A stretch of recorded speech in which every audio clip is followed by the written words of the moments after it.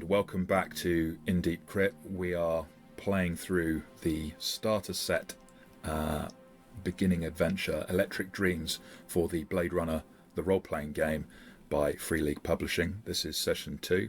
My name's Luke Hindmarsh. I'm game runner for this fantastic investigation. And who have we got playing alongside? I'll hear from Novak first of all. Hello, my name's Damon Humphreys, the other half of In Deep Crit, and I'm playing Willem Novak, a seasoned veteran Blade Runner, been on the force a while. About to see how fast he can run, I think. Next we hear from Fenna.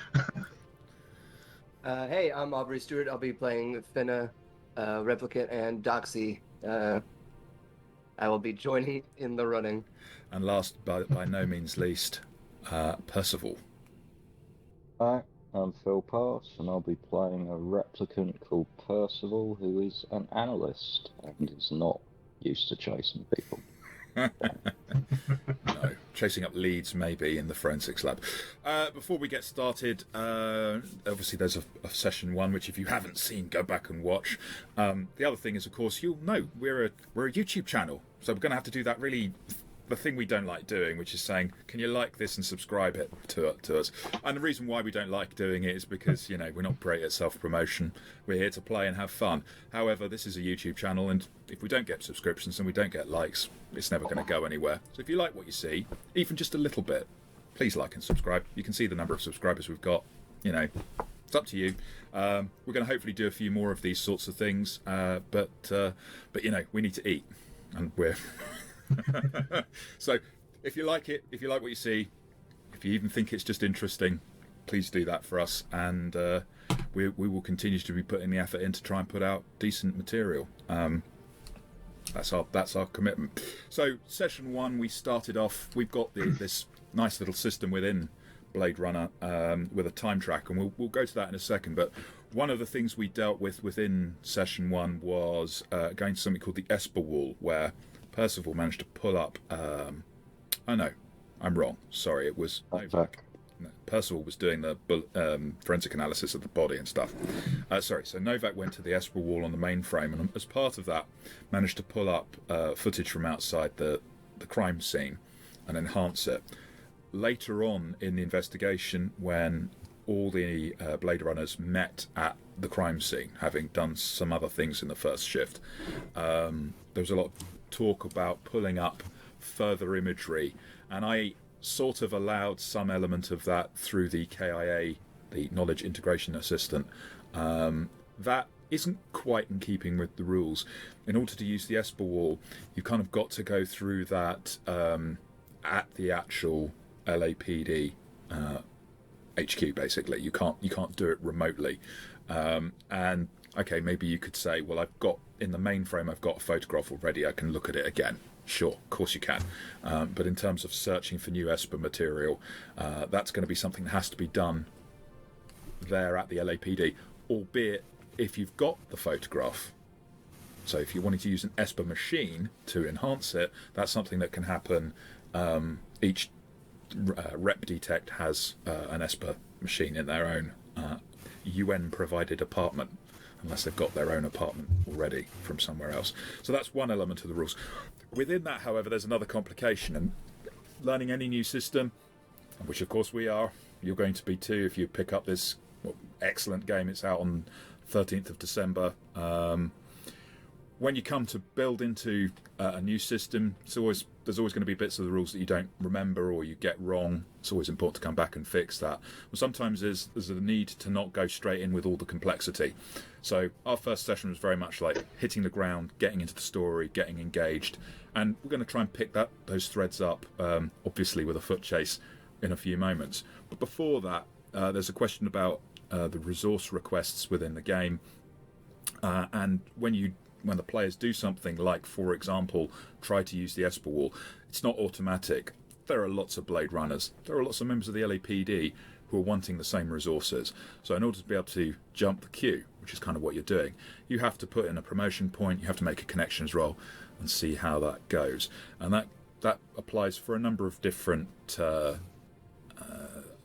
sort of resources that you might want to call upon, whether it's backup. That might be easier if you want to get like a replicant dog, an animoid dog, to come along and sniff around for substances. Then yeah, that's a different request role, etc., etc. So there's all these options. Arrest warrants, for example, which may or may not be relevant, and the all-important retirement order, if that ever is relevant.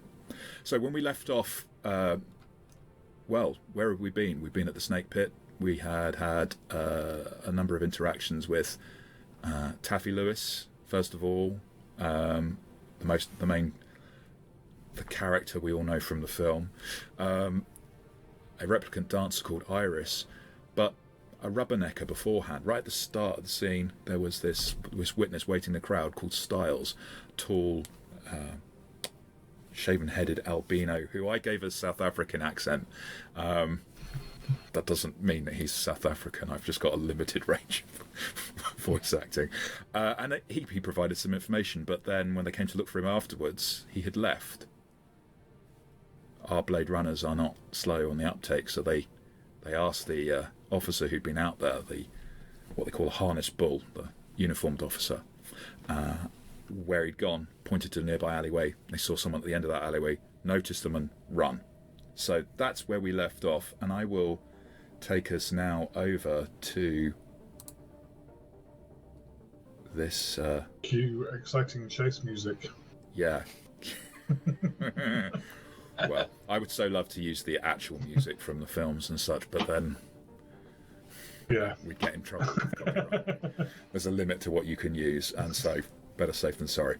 So, I mean, you've got enough of a view of it to see that it's your man Styles, bit of a bald, very, very pale white head disappearing off around the corner. So the question then is, what's happening? Are you giving chase?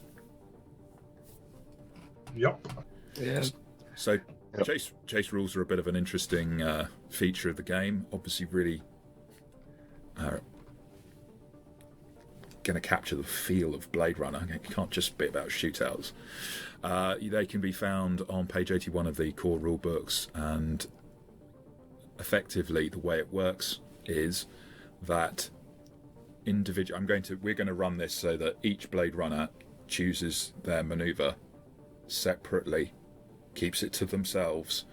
I'd have to choose Styles's maneuver.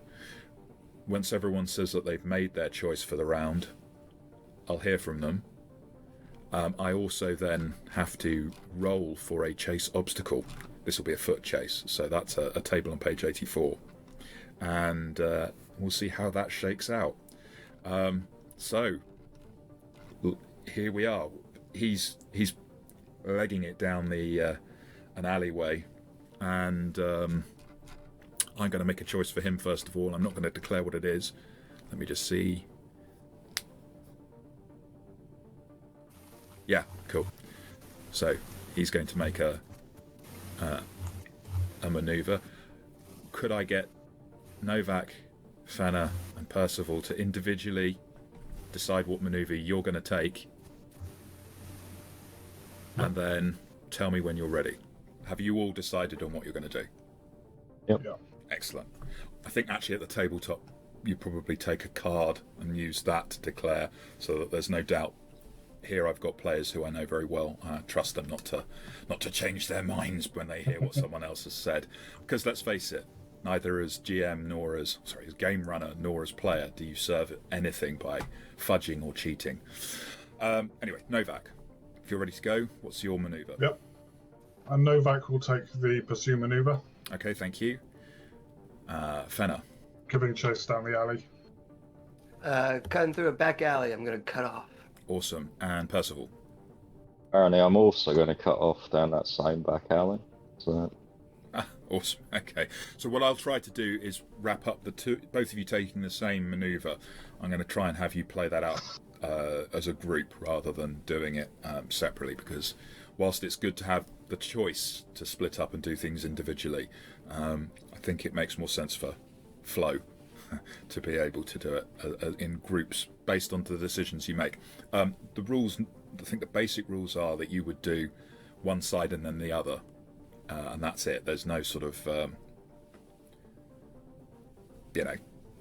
breakdown, and every single individual character has a maneuver choice. But of course it depends, and I think in this situation it makes sense.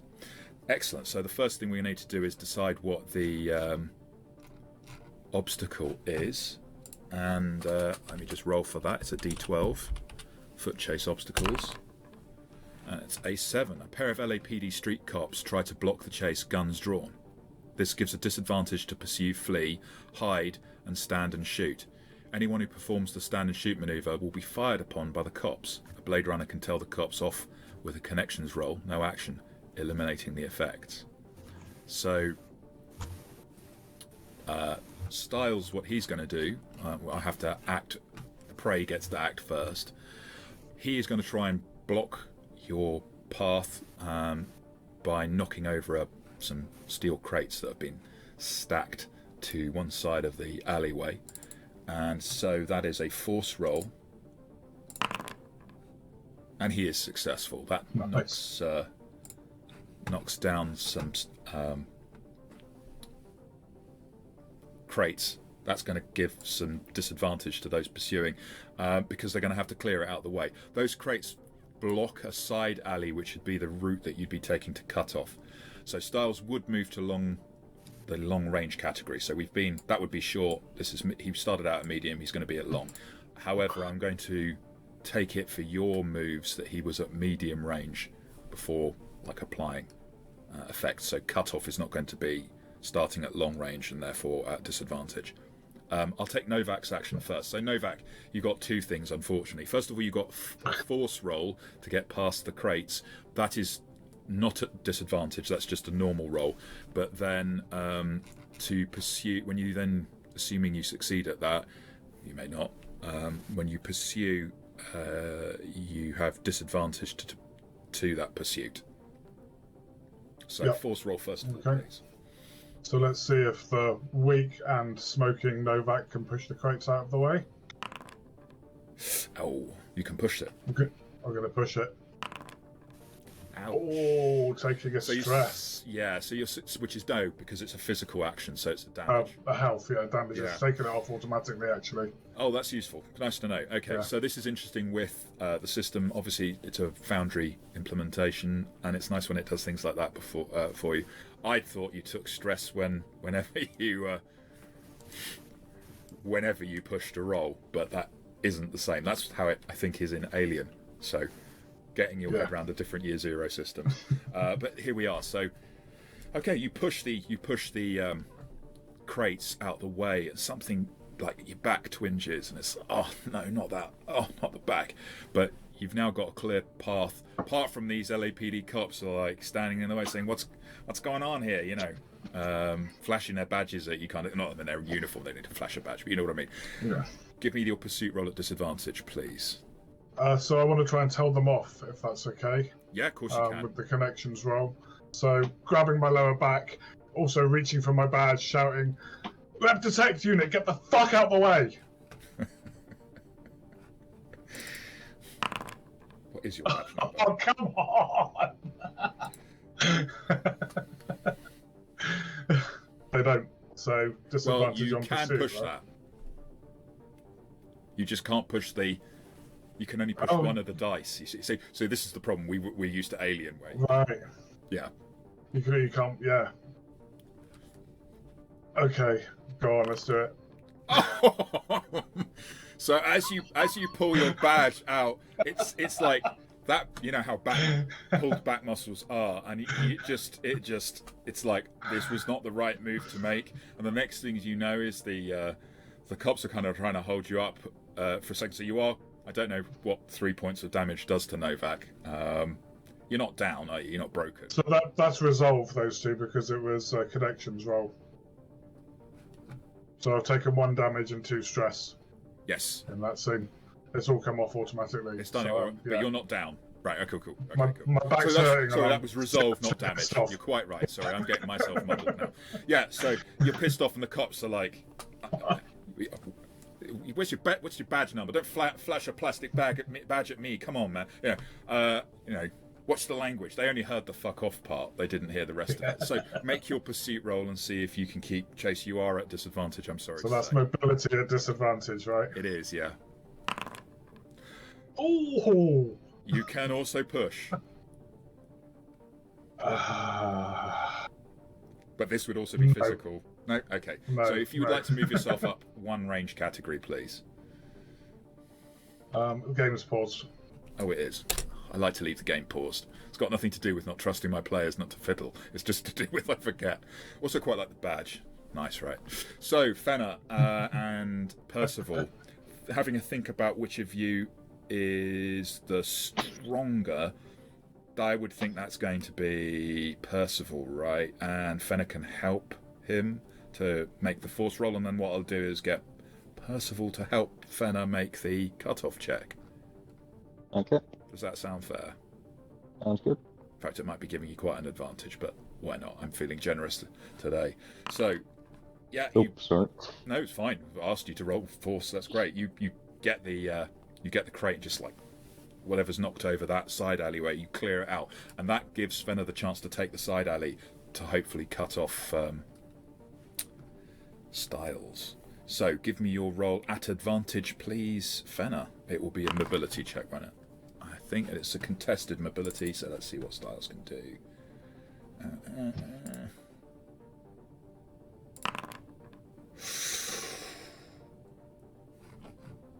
Well,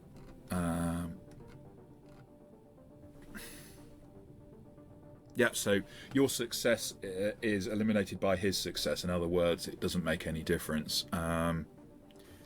If you lose or roll a tie, the distance is increased to extreme. If the distance was already extreme, the chase is over. So for you, I will move the two of you back. It's a side alleyway, all right. Unfortunately, it takes you through like a impromptu sort of street market where people are selling what looks like some knocked off copies of yesterday's newspapers, probably for someone to use for fuel in their home rather than actually to read, but who knows. Yeah, you clear that alleyway and you've got sight of Styles.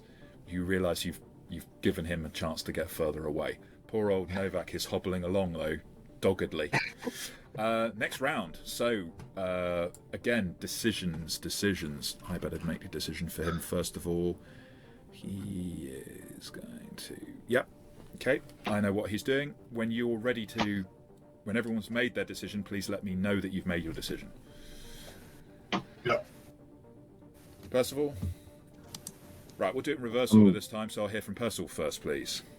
I'm going to try and cut him off again on the grounds that I'm not catching him any other way. Okay, fair enough. Fenna. I was just going to pursue. Okay, and Novak. Pursue. Carry on.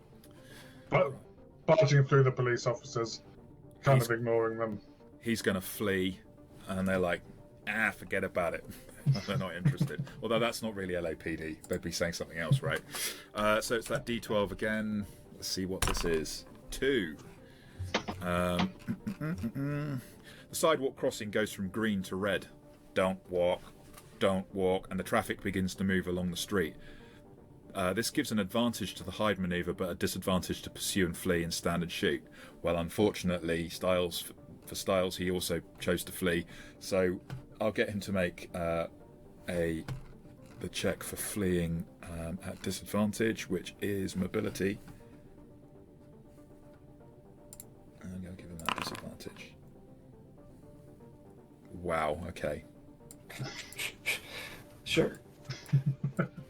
So somehow he just vaults, like hits a hand on a ground car, vaults over it, and is just stumbling through the crowd, and does there's like some railings on the other side, which he kind of clips over and falls over, but then he's immediately back on his feet. So he's made some serious ground.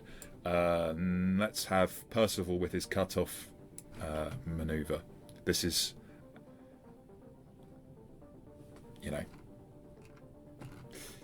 it does not. You do not have disadvantage on this. You just have it straight up. Do I have a disadvantage because of the distance he's away from me? He started at He started at long. Some You're quite right. Yeah, you would have disadvantage because he started at long range, didn't he? Yeah. Mobility with a disadvantage. Yeah. Nice. Cool. You want to push that? Or you want to wait and see? I'm only rolling one dice, aren't I? No, you always are rolling 2 dice. So you can Okay, always I'll push wait the and see what he does. Yeah. That's very meta of you. I'll allow it this time. He is not at disadvantage as I read this, because, you know, he's not the one struggling to catch up. Yeah, I'll push it. Okay.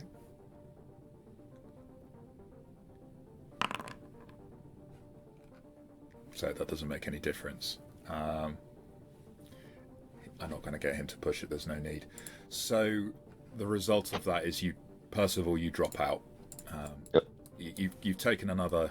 You're going into an underpass thinking that this is a great way to get over the road, except that by the time you get to the end of the underpass, you realise it's taking you off at an angle, and you're then being pressed back by a whole load of pedestrians, some you know, street punks and the like. From you're lucky you're not being run over by a whole load of people on bicycles.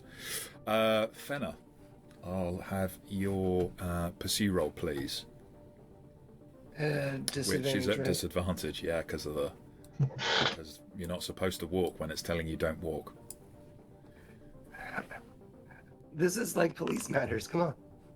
Oh, good. I'll push. Oh, great. Is that only rolling one die for you? Yeah, it's a disadvantage, so it's rolling just Of course, that's right. That's why it's doing it. I apologize. Screw it. Awesome. Oh, so you get your point of stress.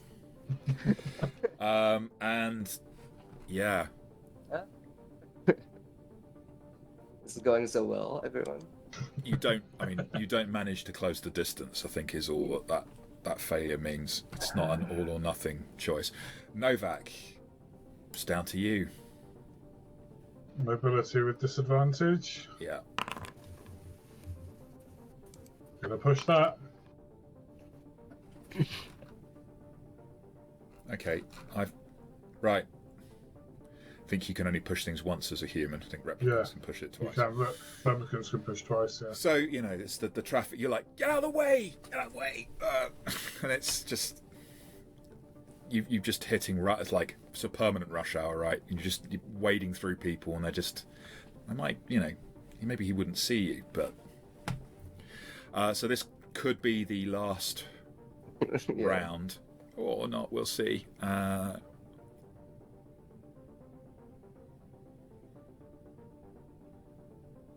So what is he from you? That's... Yeah, how far? Let me just use Percival to measure that. So that would be short, medium, long. He's at extreme range from... Okay, so he's at the limit of how far... He's the limit of how far you can track him. So all he has to do is make up a bit more distance. Right. I know what but he's it's doing. long range from me, right?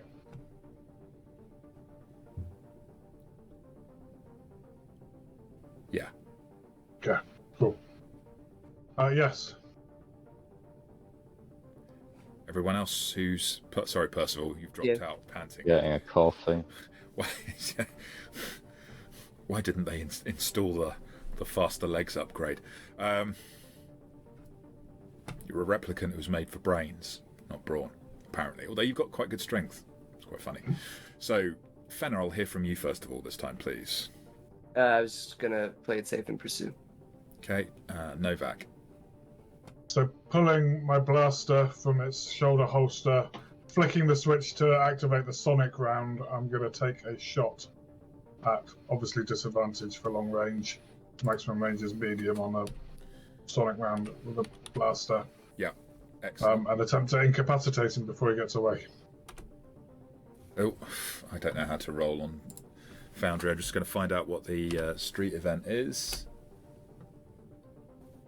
No, I've managed to do something stupid. Ignore that. I don't want to be selecting Percival. Right. /RD12.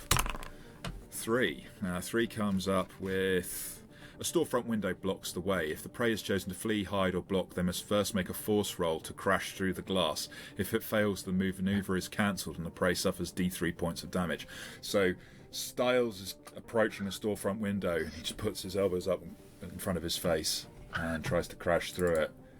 So that's a force roll.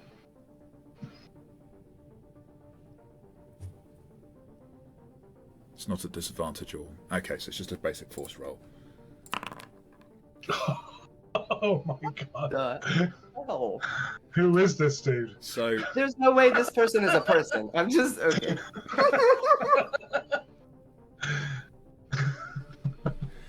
He's a South African. The glass just blows out. He just dives straight through. Doesn't slow him in the slightest. I mean, all those successes, and then in this explosion of glass, it's a bit like you're going to lose sight of him.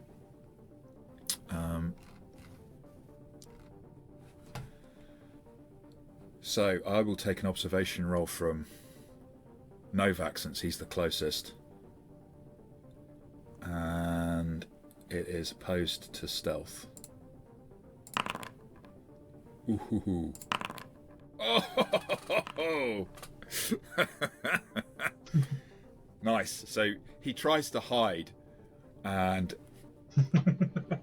it's like... It's a 6'8" albino, yeah. Yeah, it's a bit difficult, right? I mean, there are some shop dummies and stuff, but you can see. You get your stand and shoot maneuver. Oh, sorry. Did I take Fenna first this time around? So it should be Fenna trying to pursue. Yeah. Let me take Fenna's roll first, please. So it is mobility. 1 success, you can push it. Oh, nice. So you're catching up with... I've moved you up. So you just... There you are. You're side by side with Novak, sprinting along. And Novak, now it is over to you with your stand and shoot. You take a breath to aim your weapon and fire. It's conducted as a normal ranged weapon attack. Yeah. It's the first shot of the game. Out of range. I better look up your blaster, right?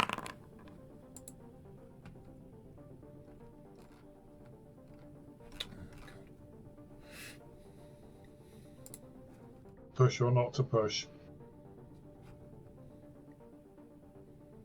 Will you still be standing up if you push? Oh yeah. Hard as nails, Novak. Yeah, I'm gonna push it.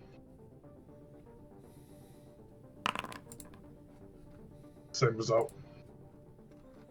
Okay, so there is the classic muzzle blast sound, and everyone just dives for cover at the sound of the exceptionally loud shot that comes from a blaster, the PKD blast. Yeah, noticeably extremely loud, and somehow hearing that clicks in your mind. Haven't you heard discussions about something being really loud recently? Gunshot. Anyway, let's resolve the what that does then. So it does 1 point of damage. Yeah, I suppose all it's really doing is trying to break them, but they're not going to kill them. Right? Yeah. So your shot smacks straight into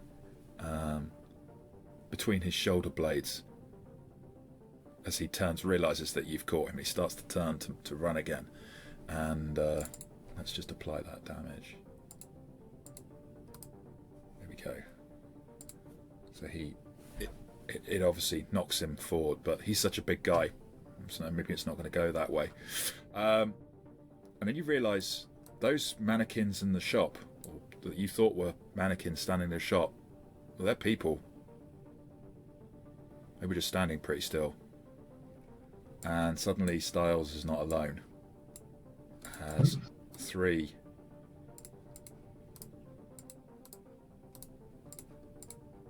what should we call them? I mean, they look kind of like looking their sort of late 30s, early 40s, people who lived on the street. Quite large individuals, and they're all armed with knives and clubs. Styles says, don't kill them, just get them off me. And we are going to go from being a chase to being combat.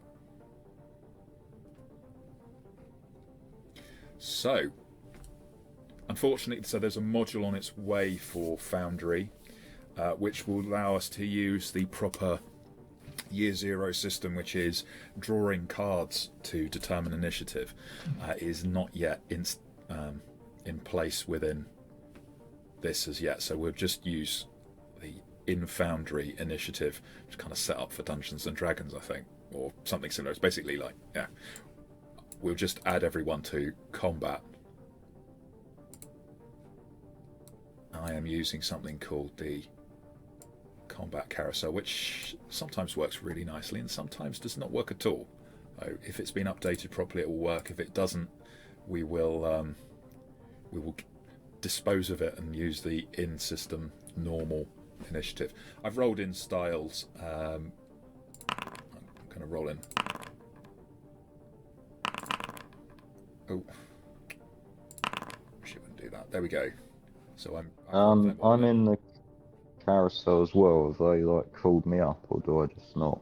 You were at extreme range, so you are out of. You're going to have to catch up before you can do anything. Okay. But you are absolutely in contact with your fellow Blade Runners, thanks to the KIA. If you'd like to roll in, Fenna and Percival, please do so. For ease, you can just go up to the little red die on the combat carousel. There we go. Now, again, technically, the way that the system works is the lowest goes first and the highest goes last, but we're not using the card system. We'll just use Foundry as it sets things up. So Fenna, and then Percival, then a couple of these street toughs, and then Styles, then Novak, then the last of them. So, Fenna, what are you doing? You have a move action and another action, a combat action, if you like, available. And what distance is this? Are they at? That's a good question. So they're level with Styles, that would be short, medium, long. I think I might be being slightly generous. Perhaps he was actually at extreme range, but we've said it's long range, so that's what we're keeping it as. And that might slightly be inaccurate anyway, because I think when we were doing one of the manoeuvres, he was only at long range when he moved away from Novak. So you moved level with Novak. That means he's at long range from you. They're level with him. This is, so of I course, can move to medium. You can move to medium, yeah. Okay. Bloop. So then... actions and moves is on page 66 of the Right. core rulebook. Man, I guess I will pull out my gun and shoot at one of them. I'm not super great at that, but okay. Does rolling the weapons work? Is that? Well, we'll find out. I actually haven't. Yeah, it does. Okay. You then get to choose what ammunition you're using. Okay. So, like, the bottom right of the box has got a little die to roll the item. You've got two kinds of ammunition, being that you've got that new model blaster. It's not quite. And this is medium range, so I can use the medium thingy. Okay, cool. Sonic Blast. Brings back my memories of Street Fighter 2. Oh, that was Sonic Boom. Not quite the same thing. Guile, yeah. Yeah. Deep cut, right? Sorry. Yeah. Right? Yeah. That's a crit, as I understand it. So if you want to roll that d10 and find out, who were you shooting? Oh, I was aiming at just one of the other people because I'm trying to apprehend him. Got you. So let's see what is a 10 on the crit channel. Oh. That might be pretty lethal. Critical injuries. It's crushing, is it? Or piercing? Yes. It's crushing. So Broken neck. Where's the table? I'll find it in a minute. Page 73. Critics. I'm looking at them. Oh. Sorry. So. Oh, okay, yeah. Broken neck, is it? Yeah. Yeah. Holy Let's just see. Oh, this is going in front of a tribunal.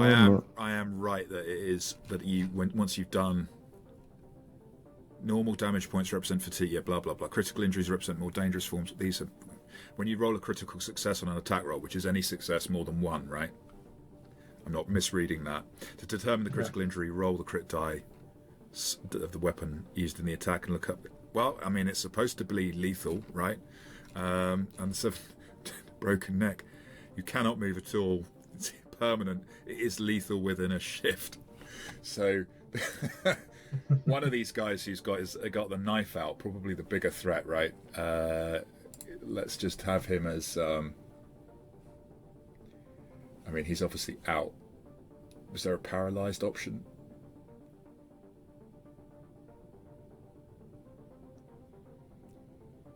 I'm just going to call it stunned because I can't be bothered to hunt around. Oh no, paralyzed. Hang on. Hold on.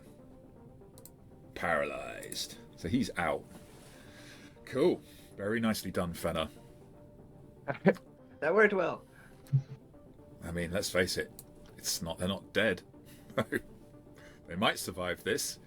Up next, we've got Percival. I mean, you're definitely outside extreme range. So this would be if you're making full. You hear the distinctive blast. I mean, it's not quiet.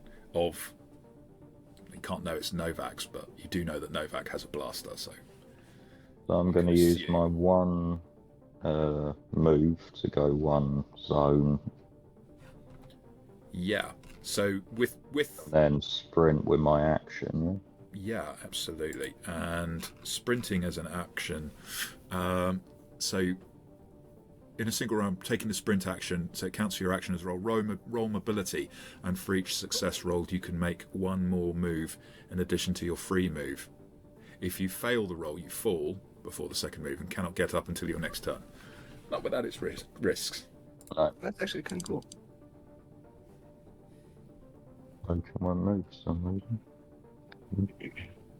Alright, I'll take the mobility, right? I will. You're going straight on your face if you. Yeah. Right. So you sprawl on your face, and the frustration just wells up in you. You're making everything that Mirren has ever said to you that you weren't suited for field work come true. She's that replicant that you've been. That you have the same incept date, and you both have been in the RIT crime lab. Not in with Coco, of course. You're replicants, not important enough to be with him all the time. Only the cat is. But there you are. You've been slaving all this time. Literally, you're a replicant. You're a slave. You've been working for your whole purpose, and you wanted to prove yourself. It just gets to you. Just gets to you just that little bit. That everything she said, maybe it's true. So you've got cannot get up until your next turn. Okay, it's not the end of the world, but you may well be out. They may be out. This fight will be over at the rate Fenna's going through them. We haven't even seen Novak shoot anyone yet. So it's their turn. You're right. This guy's going to charge you. So that's his movement, and it's a sprint. So I've got to roll mobility for him. It's not simply a case of taking two moves. Oh Jesus!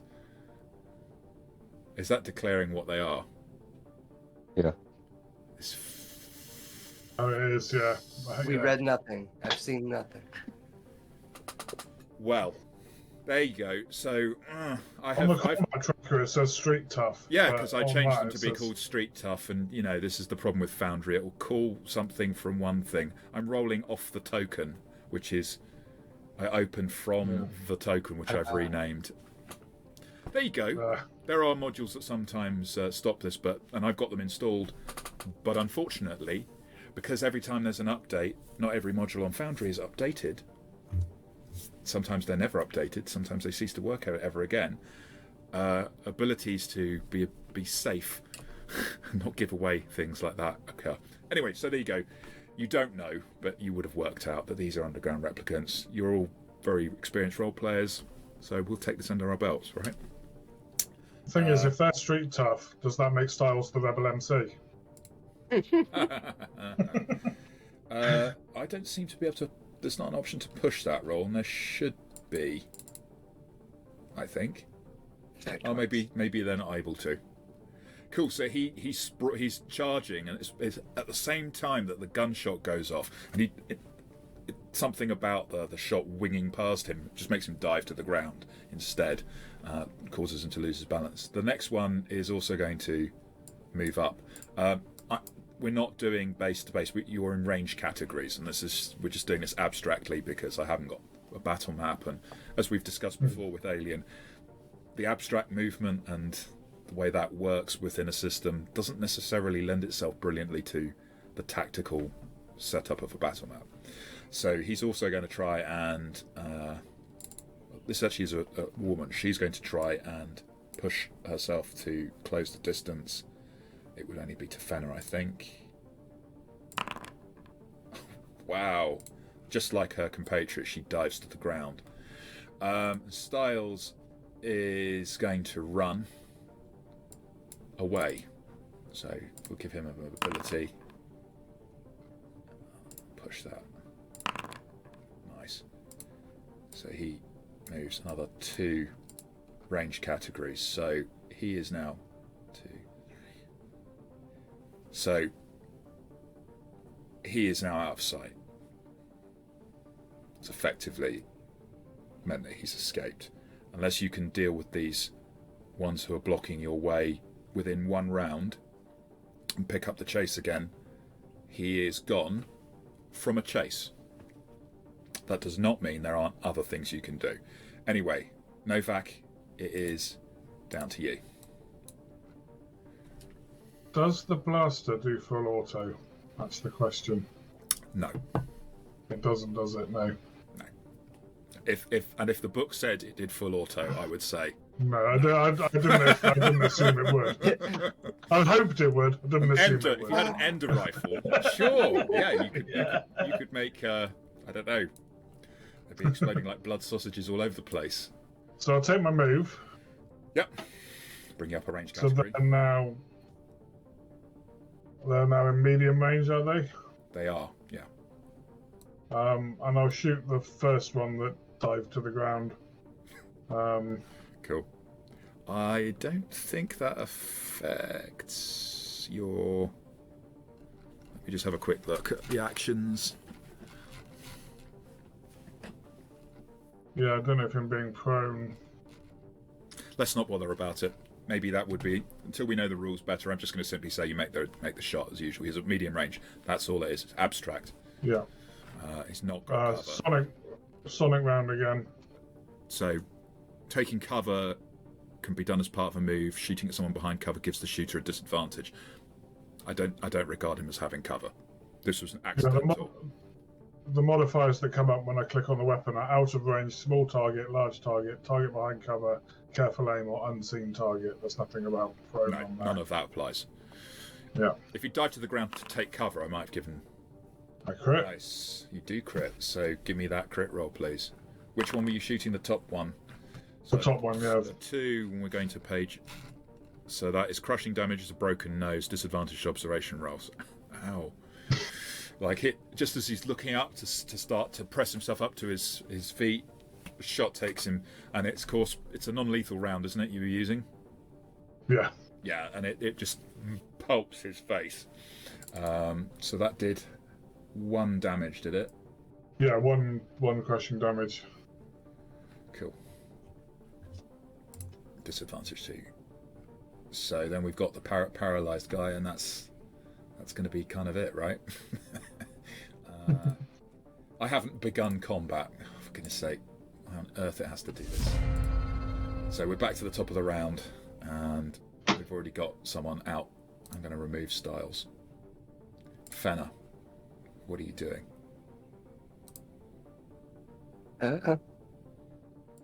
I guess I will also shoot one of these people. Okay. You trying to be lethal about it, or are you trying to be non-lethal? Well, I guess non-lethal. We are the police, kind of. So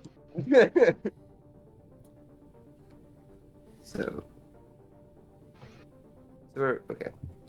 Is Sonic Blast non-lethal? So basically, you can tell the lethality by its critical die. So if it's a D6, the worst it's going to do is give it a concussion. Whereas if it's like a D10, that can be a broken neck or internal bleeding. Like I did. If it's a 12, it's a crushed skull, instant death, that kind of thing. Okay. Certain things do piercing. So, yeah. I don't think your sonic rounds are as lethal as a PKD blaster. And I'll... Which one did he just shoot? The one that's closest to you. You shoot the other one. No worries. Yeah. Roll. Push. You didn't move any closer. No. Cool.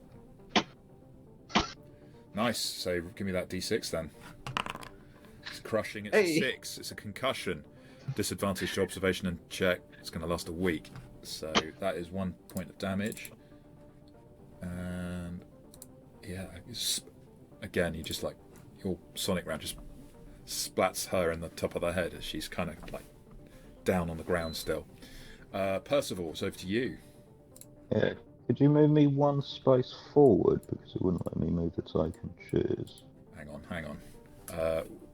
You always seem to have problems with moving your tokens, which is interesting because you are on a Apple product, right? Yep. So it could be a Foundry issue with Apple products. So if anyone else is using Foundry and you're on an Apple and experiencing difficulties, we'd like to hear about it because it's interesting. We're going to be reviewing VTTs at some point and it'd be quite interesting to comment on that. Anyway, Percival, you've got up. All right. You're allowed to do that as part of like a free move. You've moved forward. One. So you're now, 1, 2...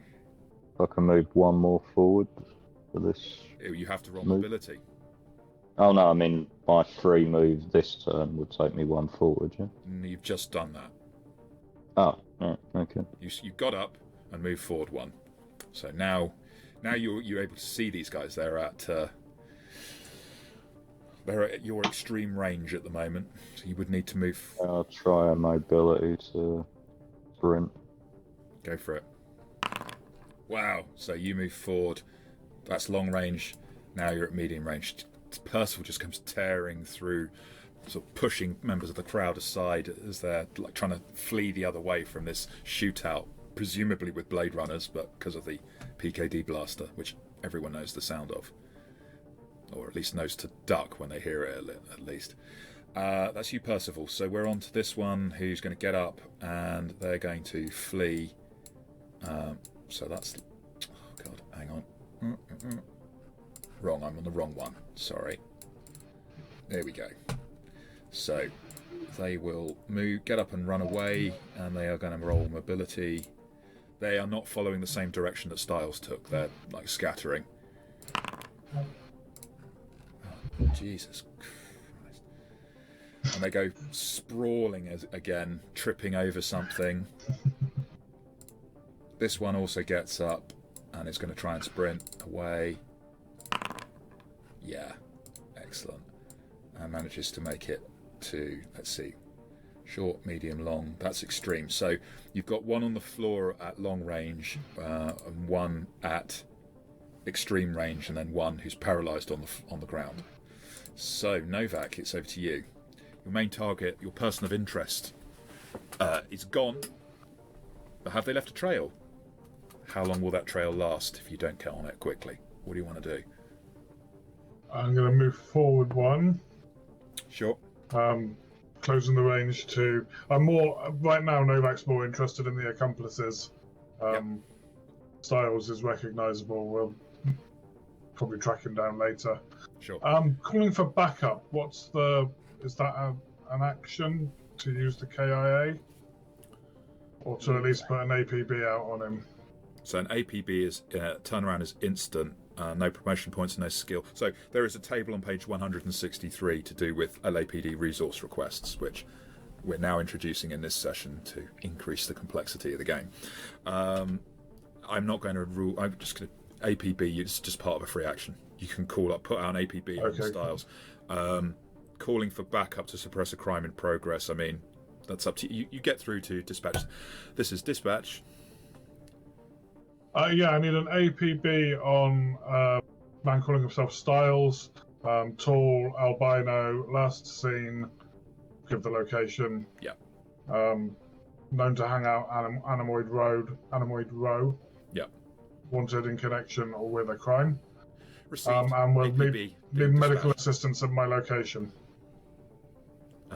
Clarify, is this for a civilian, a suspect, or for a Blade Runner? Suspect. Suspect. Dispatching. Medical assistance. Have a better one. Yeah, and you. It's all done very hurriedly as you're like trying to take. And then I'm sonic round on the top guy again. Okay, the one who's down, but not yet out. Yeah. Go for it. Yeah, the one whose nose I broke last time. Yeah. Push him that. Wow. Hey. Another critical. Just another broken nose, isn't it? I think it's the same result, right? Yeah. I mean, part of me thinks that critical. I mean, I don't remember if this is part of the rules or not, but part of me thinks that I'd be like stacking up criticals. So you've already broken his nose. I think you're going to move up to broken fingers would make sense to me. But we'll not do that for now. I'm not going to start home brew the rules as far as we can see. And I'll be corrected if I'm wrong on this in a minute or two. Novak, perhaps you'll look it up for me. That isn't how it works. But yeah, you slam into him again, and it's like there's blood just is a mask on this guy's face now. I think he would have some difficulty if he could shoot at you. He'd have some difficulty shooting just from the amount of blood in his face. Nice done. Our paralysed friend can't do anything. We're back to Fenna. Move forward a zone. Yeah. I want to try, I guess, to yell at the person that's running away to freeze, stop. Sure. They ignore you. Yeah. Okay. That's it. I'm not gonna keep shooting at them. You're not going to keep shooting. Mm-mm. Okay, fair enough. That's you. And Percival, you're not even win. Now you've got yourself up, dust yourself down a bit. You're finally in the fight. I'll move forward one, if you don't mind doing the honours. Sure. Is this the point where you shoot the paralysed guy? No, I'm going to shoot the one running away. Hopefully. So they're at long range. Yeah. That gives me a disadvantage, yeah? Yeah. I believe so. Depends what you're shooting. So it depends on the range of your gun, I think. Yeah. My gun is 1d6 at... I have a long or a medium option, apparently. They're different rounds. Yeah, they do different things. One of them's lethal, one of them's not. So if you're using the more lethal round, that's at medium range. I believe the way it works is that would then put you at disadvantage because it's outside its range, whereas then the other one you wouldn't be at disadvantage. I believe that's how it's worked. Still learning. So I use the one that's not at the disadvantage. Cool. So this is a non-lethal sonic round. Go for it. So just firearms. No, just click on the. Oh, sorry. Yeah, try. So we're going to. This is an interesting thing to get used to within any of the prepped modules within Foundry. Generally, you're going to be able to click on the weapon rather than having to click on the fire. So that's a critical. That does 1 point of damage. If you roll a d6 for me now, we'll see what effect that's had on the target. A 6. That's a concussion, which she already had. Disadvantaged observation and tech rolls, however. Nice, and that's 1 point of damage. Let me just bump her up one more. Catches her, she stumbles, twists around, but then keeps her feet. The guy's got just blood for a face mask at the moment. Raises himself up, runs away and is going to push to escape. For God's sake, finally. Moves out to another. So he's now at extreme range and will be escaping momentarily, hopefully.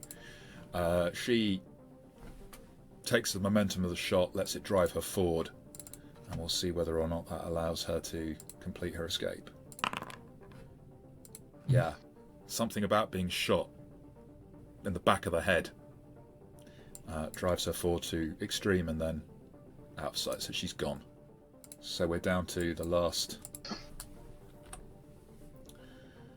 We're down to Novak. Yeah. Sorry. There you go. What are you doing, Novak? You've lost 2 targets. One is down, looking like he's permanently down. It's just not moving at all. And one who's still trying to get away. The one whose face you've you'll never recognise them. You'll never pick them out in a lineup. So he's a long range now. If I move forward one, Yeah. right? He's a long range from you. Well, yeah, one more sonic shot as he's fleeing, just in case I manage to get him. Cool. Out of range. Oh. Yeah, let's push it. Yeah. So, one more point of damage. I mean, he's looking One pretty more point of damage. Yeah. beaten up. Miss the paralysed street tough, who's not looking so tough, just lying there. But you can see eyes blinking, chest is moving up and down, so they're alive. Fenna, you decided not to take a pot shot at the end. You going to let this guy get away, or? I'm just gonna move next turn. If I get 2 successes, I can get next to them, though. Yes. Screw it! I want to sprint. See if I can get to engage. Go for range. it. Roll. Going for the collar. Nice. So you get to move up to. So you're now at. Your next move would take you to engage range. Okay. Because. Yeah. Once you're on the same line as them, that's engage range. This is how we're doing it with abstract. Percival. Okay, I'll move forward one if you don't Yep. mind doing the There you honours, go. Move and forward. then I'll take a shot at that one still Okay. running, Here and then it try is. and do this. This is a long properly. range again for you. Yep. Oh, Nice. Gonna push it for a critical, or I mean, criticals are not going to take him out at this stage. I no, don't think. I'm fine. This guy is really having a bad day. Now let's see. So he's moving away one, and I'm going to push it. Let's hope this guy gets. I can't push it. I mean, he's going to try and run. Coho! Something about Sure. the fact that Fenna is breathing down his neck pushes him to just sprint. He picks up a pace like a champion sprinter. It's just gone. Goes down an alleyway. So the three have escaped. Have all gone in different directions. You have we'll call this the end of the combat. I give medical aid to the one on the ground. Sure. It's just there, unable to move. Now, I'm just going to ask you here, because you're obviously Blade Runners and you're trained Blade Runners, but do you remember how and I appreciate I've given away that this person is a replicant, but do you remember how you identify replicants in this? Yeah. We've got a eye scanner on the KIA. Yeah. The alternative is avoid Kampf if they're not. If they're not of that model, which is a very involved process. The last alternative is an autopsy. Look for the serial number. Yeah, but that's something you can't do while they're alive. So if the autopsy comes back and says, "Oh no, this was a human," then you're in the trouble. So, medical aid, yeah, sure, you can. You're not going to be able to fix this, but you are going to be able to stop this replicant from dying. There is already the sound of a police spinner coming in. Go first Response aid. time is very fast. Go for it. Nice. So, yeah, you can see what's happened here. There's a spine has been severed at the 7th C7, which, yeah, that's serious. This guy's never walking or using his arms again, unless someone does some dramatic surgery on him. This close to him, you can see he's obviously been someone who's been living on the street for a long time. Just looks at you, teeth gritted, doesn't say anything as you treat him. While he's looking at Percival, Yeah, can I get the eye scanner on him? sure you can. Of course, I've given it away, and of course I'm going to let you do that. But we obviously need to think about why you would think he was a replicant. But cool. Okay, yeah, I see your point. I mean, I can see why Best you we might. do that to everyone. Well, do you do it to Yeah. everyone? Because so far you haven't. Yeah. No, I mean that you arrest. Like, you wouldn't want to. Sure. I mean, Put 'em it's in. not, I'm not trying to say that you can't. And if you think you would do it without having seen that slip up, then by all means do it. I just ask you. This is our shared reality, right? That's Yeah. what role playing is. I'm not suggesting you're cheating or being meta about it, but just ask yourself yeah, very so- harshly: would I really do this if I had not been had the giveaway? And if you would, don't feel shy about doing it. Absolutely do it. Just if you think, I can't quite be certain I would, then maybe err on the side of caution. But it's perfectly acceptable to look for it if you wish to. Yeah, so I think I would. I enough. think, given the chase, Novak became certainly super suspicious that Styles was a replicant, and therefore his accomplices may well be. Particularly given his ability to just get away from you, so Yeah, wasn't moving and behaving like a human being in the Yeah. doggedness and the resilience. Sure, so fair enough. That's sufficient justification. So by all means, yeah, you do the eye scan on him, and it comes back straight away. You get incept dates. This is an Nexus 8. an 8. They're illegal, right? Yeah, but I mean, Yeah, standard the standard position on these is you don't just retire them on the spot when they take the. No, I take was them just over. checking that's grounds enough to arrest. Yeah. Right. Oh, absolutely. I mean, the assault on use grounds enough to arrest, but whether or not you want to deal with it, so they can be taken in, could be interrogated potentially. Yeah. That's entirely up to you. Give me 1 second. So, short moment later, your backup arrives with a paramedic on call. They come and check. Great. They give you a thumbs up. Great job. You saved a life here. I'd say to the suspect, you have the right to remain absolutely still. Anything you blink can and will be taken down in evidence against you. Just gurgles at you. So this, what I didn't declare openly to the audience, all several million of you, is the fact that when it comes to the number of shifts that we're keeping track of, I said that if we got away from the scene to a different location, we'd move into the third shift. But I'm going to wrap this up as all part of the second shift. So anything from this point forward will be moving towards the use of a third shift, which is the last shift that Percival and Fenna can take without having a bit of downtime.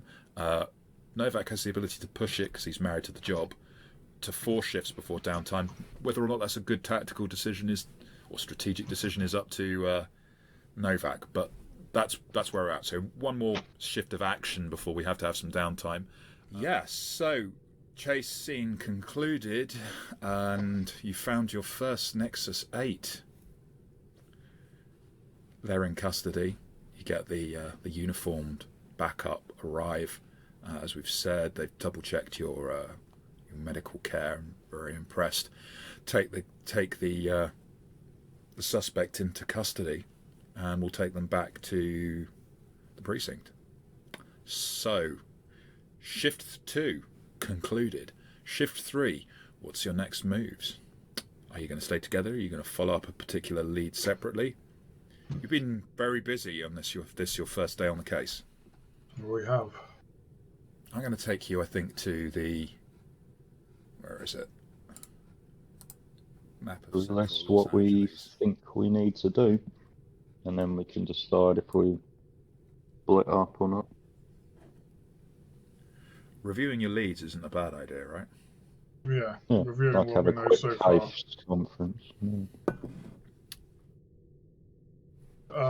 So Novak is going to light up, Reduce your stress by 1. which reduces my stress by 1. This being a YouTube gameplay, I think you probably have to light up. Yes, good. Right, fair enough. Right, so Well, fuck me, what a day. What do we know, guys? What are we doing? I recovered the bullet, so we need to get that back to base to get it checked out. I was gonna see if I could talk to the one we apprehended. Okay. And I think we've got a couple of other leads that we haven't looked into yet. So there's Leah's apartment, and also Yella Skylar, that no good editor of Kill, who was at the scene. Might be worth going over and having a chat with him. I'm happy to do either of those. are you sure those are the only other leads that you have? We still we've also got the guy. Yeah. Animoid Row for Styles. If we also think he might be a replicant, would I know what kind of records Wallace would keep? Would they like have files of the different replicants or something, or is it just like Sure, kick but them out I and mean, so there you're was going to a get blackout. access? There was a blackout in the 2020, which caused a loss of a lot of data. So there'll be some recorded on what's called the database, which is like DNA data. That's different. You can't just access it. You'd have to go back to the LAPD and tap into the mainframe. It takes a lot of time. Wallace will have records. They'll be incomplete. But again, my question to you is, how exactly are you going to track down him? You've got no DNA. You've got no photograph. You've got no scan of any serial number of him. So it's a good thought process, but I'm not going to let you go there and then say to you, we've got Expedition, yeah. nothing to input. We can check one... out the address he gave us, but that's almost certainly false. The only other thing I can think of is the gun. Yeah, I think we don't without the bullet. Record. So if you go to your journal, hopefully the evidence that you have accrued so far is recorded there within your journal. It might well be within case file 01, Electric Dreams, I'm not sure, handouts. Yeah. Handouts. You should be able to see a number of them. So you've got things like mug shots. You've got some of the material that you've found. For example, you've got the crime scene photograph of the snake pit. You've also got another crime scene photograph and what you enhanced from it to do with Leia getting into the metro cab. And I will remind you that Novak made a successful connections roll to know how to get to the metro cab offices. Now, that would take you to Animoid Row. Whether or not that's something you want to go. As I've said before, movement between locations. So, for the purposes of this module, I think originally the plan was that each of the three of you have your own detective special spinner, which seems a bit lavish to me. What I'll simply say is that if you need to go to different locations for the purposes of this game, you'll be in a spinner and you'll each, if one is going off on their own, if the three of you are going into a location, the likelihood is you're going in a detective special and then a marked police spinner, because there aren't that many available. Three of you don't fit in a detective special. You could get a sort of marked police spinner that that allows you to be all three together, but those are usually somewhat larger and they are marked. If it's relevant, we'll talk about how you get hold of other spinners available. I'm not going to stop you from splitting up. Obviously, if you each need to split up, you each need to split up. We'll talk about which one's got the detective special or otherwise. Maybe all three of you will get them at times. Just a quick question in the case file. It says we've got the mugshot styles, but we don't actually have that as characters, do we? We just know what he. You know what he looks like, but you don't have a photograph of him as yet. So I got another lead that I just remembered. Leah's memories came from the Lilith Memory Lab. I was reading in the paper before you came and got me, Fenna, that that's probably Lilith Tyrell, who's Eldon Tyrell's daughter, who's set up a business as a subcontractor. Niece, sorry. Set up a business as a contractor for the Wallace Corp. She designs memories for the Nexus 9s. And that's a piece of information which matches with something I know. Yeah. Fenna learned with Wallace. Might well be something Percival knows as well. Yeah. You could, whether or not that's a lead in the case or not. I think my memories maybe come from the same lab, possibly. There may be a way to check that. So, What are you guys going to do? as game runner, I'll just make this suggestion, which of course you don't have to listen to. Big locations maybe are better going to for all three of you, simply because it's more fun to all be active. And I think that's an important feature of any role-playing game, right? You're doing really well on time. If you want to split up and chase down smaller leads, then by all means do that separately. You're doing really well on time, but time still remains of the essence in a case. Of course, leads dry up. You've missed the possibility of tailing styles because you've waited at the scene long enough to see the arrest, the backup arrive, and that's fair enough. As you say, you're sure he'll show up at some point. But otherwise, you've got a whole host of other leads available to you at this time, some of which will require returning to the LEPD. Whilst going to Anemoid Row, so the Metro cab, you can simply, I'm not going to make you have to wade through Anemoid Row to find it. You can simply go straight to the Metro cab office, and we don't need to go to a map for it. We'll just deal with that, and then that's a shift of action there anyway. Going to Anemoid Row as itself, and sort of depends what you're going to do. If you're going to stake it out, that will be at least one shift. I think anything where we're also likely to get resistance, we should be together for. So things like, talking to a taxi cab or going into headquarters is one thing, but if we're like going down Anemoid Road or whatever, that's something we could run into trouble in. So I think we should be together for that. Or not. You never know. Or not. There's a chance. Playing the percentages. You can only be sure of being safe if you stay in the LAPD building. Yeah. So what's our primary objective? Is our primary objective tracking down Leah? That's what the case was about, right? Originally. So our two leads for tracking down Leah are the cab company and her memories, I think. Solving the murder, tracking down Leah.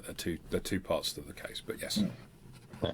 So I think me going back to headquarters with the bullet and getting that processed, that addresses the murder. And then you said there are two leads. Fenna, you wanted to talk to the replicant. Well, I was also interested in Leah's memories originally. But so maybe if you go to Lilith Labs and I go to the cab company and we split up for this shift. The longer she has to run away, right? So yeah, and then Fenna and I need a shift of downtime. You can do one other thing if you want while we're there, and then we can all do something together. No, because if he doesn't take a shift of downtime, then he'll have to take the next shift. which might be a good decision depending on what you learn in this next shift. Yeah, depends on what we learn. It's a possibility. Always keep it as an option, right? Yeah.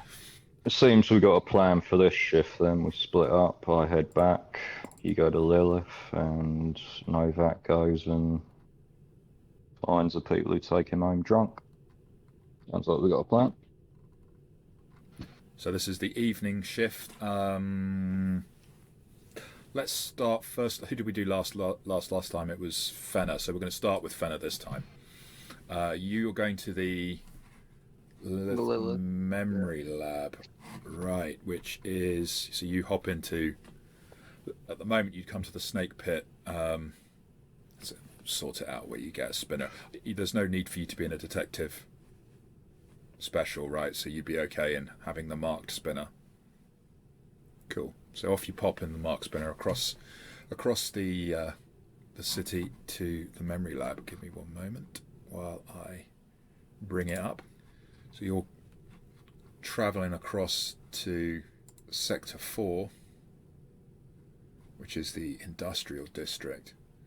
There's slightly less air traffic in this area, and most of it is causes you to sort of go past the old Tyrell Corporation towers, the pyramids, and then you arrive at the memory lab. And what I'm probably going to do is cut back and forth here if possible. It can be a bit difficult to follow, so we'll see how that works, and we may deal with it differently. It's going to be a bit boring for...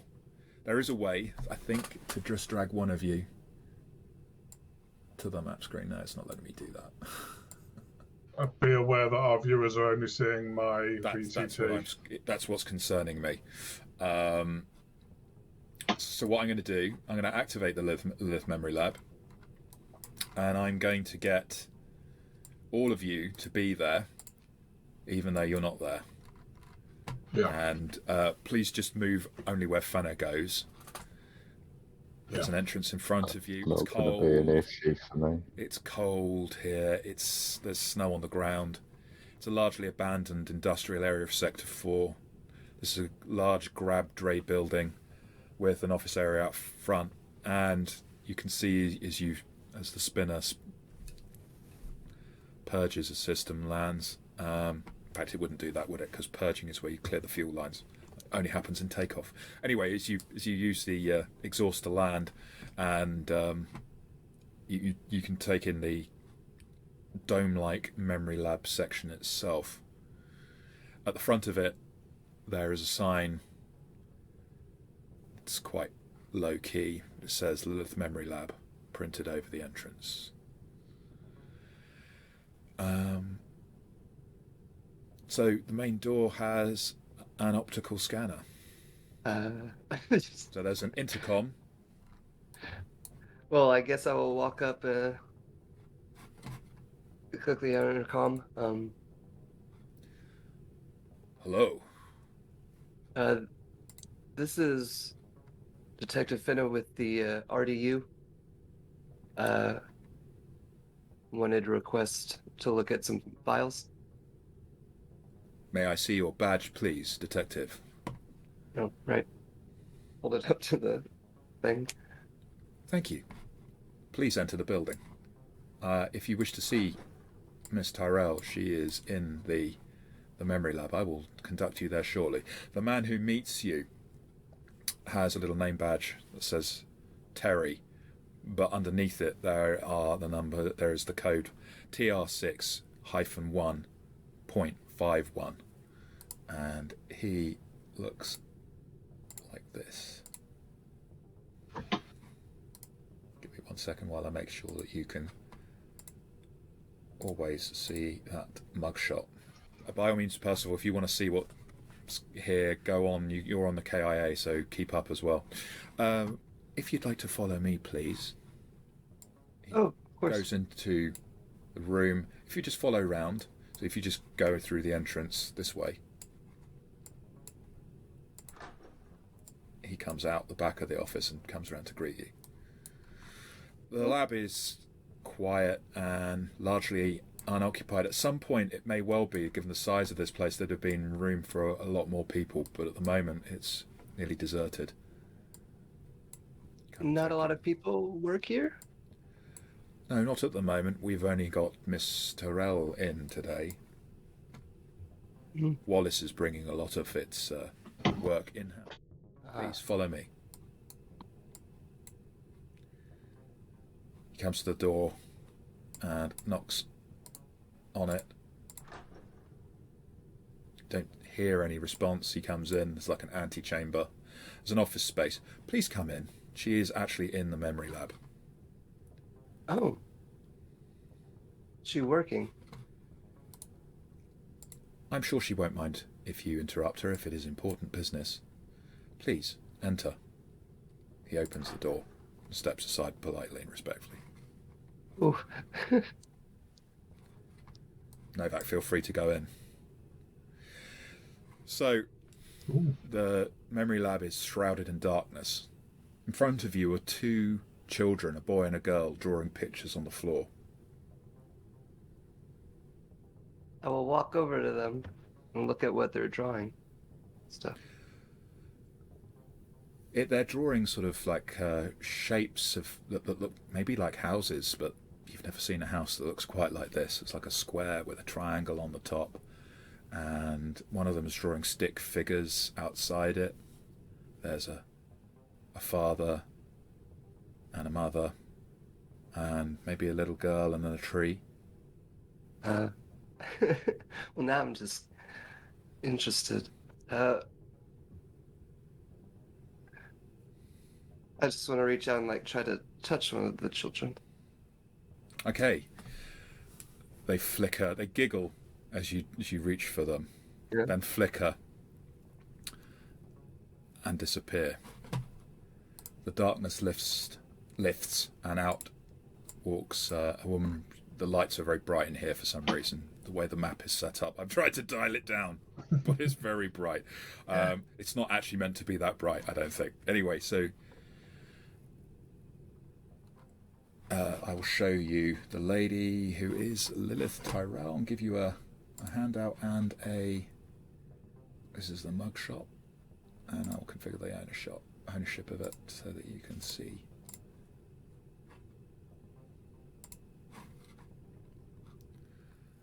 Hello? May I help you? You're disturbing my work. I take it it's important. Terry must have let you in. Sorry. Oh, yeah, he's very polite. Fenna with the RDU, trying to track down a replicant in Nexus 9, was told that her memories were crafted here. LH3793, Leah? I'd need to double check that, but sure. I can go and look at that. Yeah. That was really convincing, by the way. What's the latest memory design that I'm working on? Give me a moment. Yes, indeed. I constructed her memory. There's not an awful lot I can say about it. I mean, anything could help, any insight into where she might have gone, based on these. It was an unremarkable early work. A happy family life in an off-world colony. Very basic stuff. At this point, a little girl appears, looks at you, giggles, and runs over to stand beside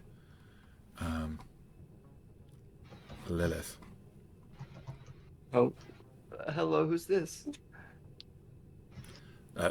This is Sarah.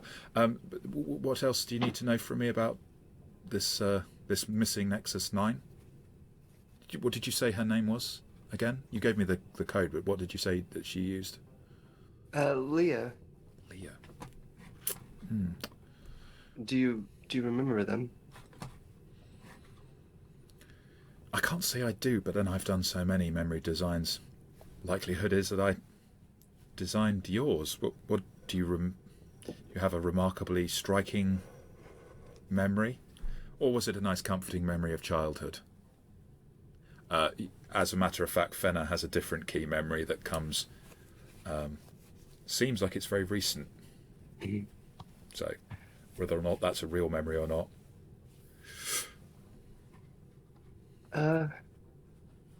Well, no childhood memories. Not really. Things I think about seem to be more recent. Right. Well, then the little girl comes over to you and takes your hand, and that's the first moment you realise that she is not a hologram. This was solid, yeah. Yeah. Oh. Sarah, come back and leave the detective alone. It's Oh, my she's daughter. quite all right. It's my daughter. I'm sorry, she's terribly curious. I will show you a picture of Sarah Tyrell. Is that a gun? Has she got a gun, Mummy? No, sorry, Mommy. I can't. The British way. We talk about our mothers as if they were wrapped in cloth from ancient Egypt. Yes. Yeah, it is. She giggles and runs away again to hide behind her mother's leg. Could I? Are you able to play the memories? Could I see Leah's? I mean, it's not very... It's not remarkable? It's not remarkable. I mean, I'd have to trawl through the records to find it. Is it really that important to your investigation? As I say, it's a totally unremarkable memory. I can't She's see being how this genuine when she keeps saying unremarkable. It's a good question. She's beyond your ability to read. At this stage, anyway. You've not had enough interaction. A bit more stuff, perhaps. The little girl's looking at you again, and then she runs past and goes out into the office beyond, where you can hear her. Sounds like she's teasing the replicant out there, Terry. Can I ask, how do you design these memories? What goes into the process? Well, as you know, now it's illegal to have real memories from humans, so that doesn't stop me from drawing upon my own memories. I think of an event that was important, a good stabilizing event, something that will form a strong software background that will prevent stress from causing any unusual behaviour. And obviously we're very interested in ensuring that you and all your kind as Nexus 9s obey. So anything that would provide that kind of emotional stability that we can leverage to maintain a stable product, that's what we put into our designs. So here I would construct an image, the sounds, sometimes program in smells, and then that would be uploaded into a replicant. Sometimes they can, I mean, we can check them afterwards, but they'll, unlike formed memories, they stay forever accessible if you have a Stelline scan. And of course a record is kept. Clarification real quick. When she was recalibrated, was that here? No, that would have been... That was at Wallace? That would have been Wallace. I was saying Tyrell, sorry. Wrong. Yes, it was at Wallace. Yeah. I mean, maybe if I looked at the memory or anything you have on her, I could see something. She's obviously quite reluctant to show you the memory. Yeah, I know. Let's see. If you can push her quite hard, I'll let you take a manipulation roll. But at the moment, you haven't been pushing very hard. Yeah, I'm gonna... Okay.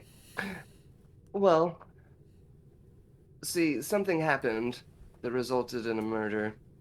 Leah was failing a lot of baseline tests. She was failing baseline tests? Yes, I can show you. The Wallace gave me the... That's, I mean... You've experienced yourself the fact that the taxing work of a Blade Runner is puts stress upon a replicant and the system, and it's not unusual for her to. It's a common occurrence, typically the result of stress in the workplace. Yeah, but she murdered someone. Possibly. At the very least, like you said, they're supposed to obey, and she's run away. Did anyone order her to return? Of course. I really don't see how this could have been triggered by such a simple and unremarkable early memory. I mean, it's just a happy family life. As I say, I don't see how that could have triggered. There doesn't seem to be a lot of employees here. No, Wallace is bringing a lot of the memory in-house. In-house, yeah. At the moment. I just feel like there are other subcontractors. Depends. Mr. Wallace likes my work. That's why I'm still here. Leah could be a reason for him not to. Now we're getting into pressing her. So a manipulation roll, please. Nice.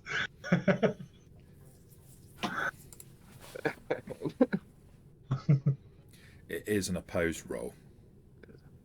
It was a very nice way of threatening. Well done.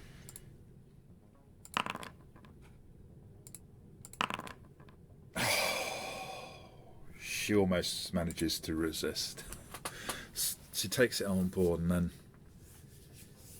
it looks like she's going to come up with another argument. She says,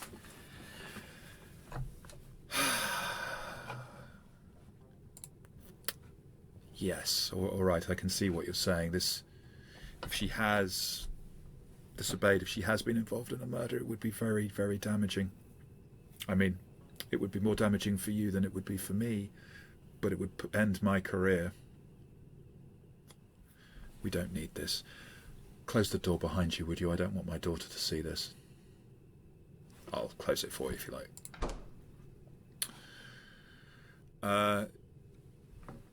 So the lab goes dark again.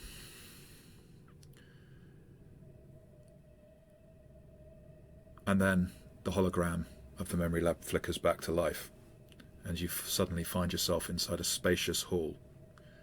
Golden sunlight beams in through a huge picture window, revealing a red, sandy vista outside.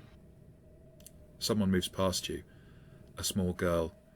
"Mummy," she says, "you can't catch me." She runs off, giggling, disappearing into the deep shadows. A moment of stillness, of total bliss. Then a sudden loud bang, shaking the ground, followed by sharp rattling noises. An explosion, gunfire, people screaming. But the gunfire continues. You run right toward the deadly danger, to your daughter, rushing through halls bathed in the red light. Then you see them, masked men clad in black, guns raised. Then you see her, lying on the floor, very still. Now it's your turn to scream, and just like that, the scene is gone, and you are back in the memory lab.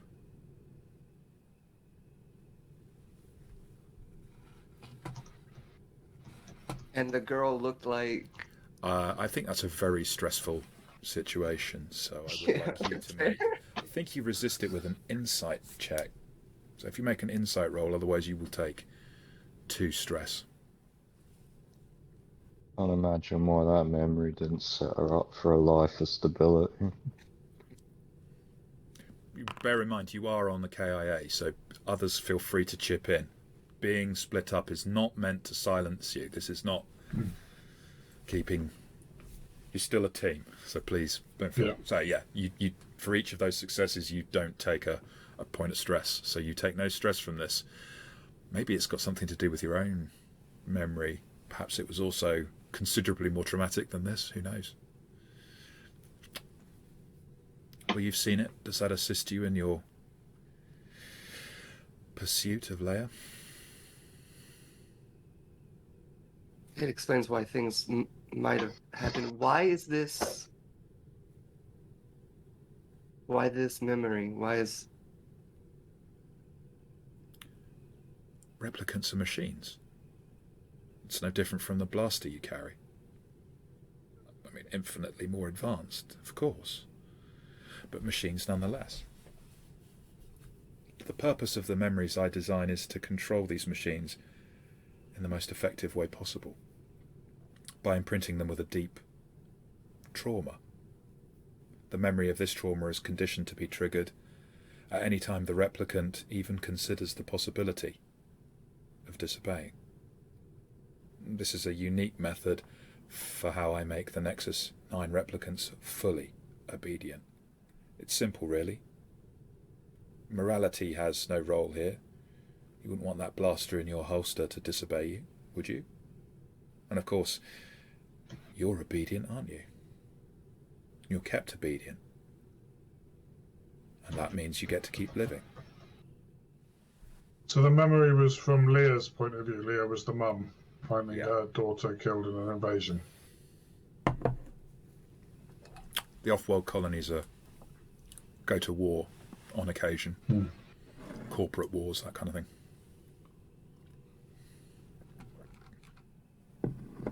I mean, it doesn't seem unremarkable to me. No, nothing about that was unremarkable.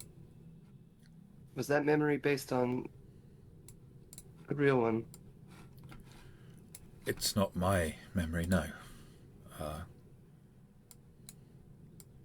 As I say, it wouldn't be legal to have a transplanted real memory. But of course, people have suffered loss and trauma. They've got loads of psychological reports on such things. I couldn't say the precise source of it, if that's what you're asking. Thank you. I think. If there's nothing else, I have a lot of work to do. Several new orders for new memories. Another line of you people. Right. Fenna is kind of confused after all of this and is going to leave. Cool. You go out, the little girl Sarah looks up at you and giggles, waves to you. Terry's such a bore. He doesn't like to play. Would you play hide and seek with me? Fenna's gonna think about the dead girl in the memory, then get down on her level and say, I would love to play hide and seek with you.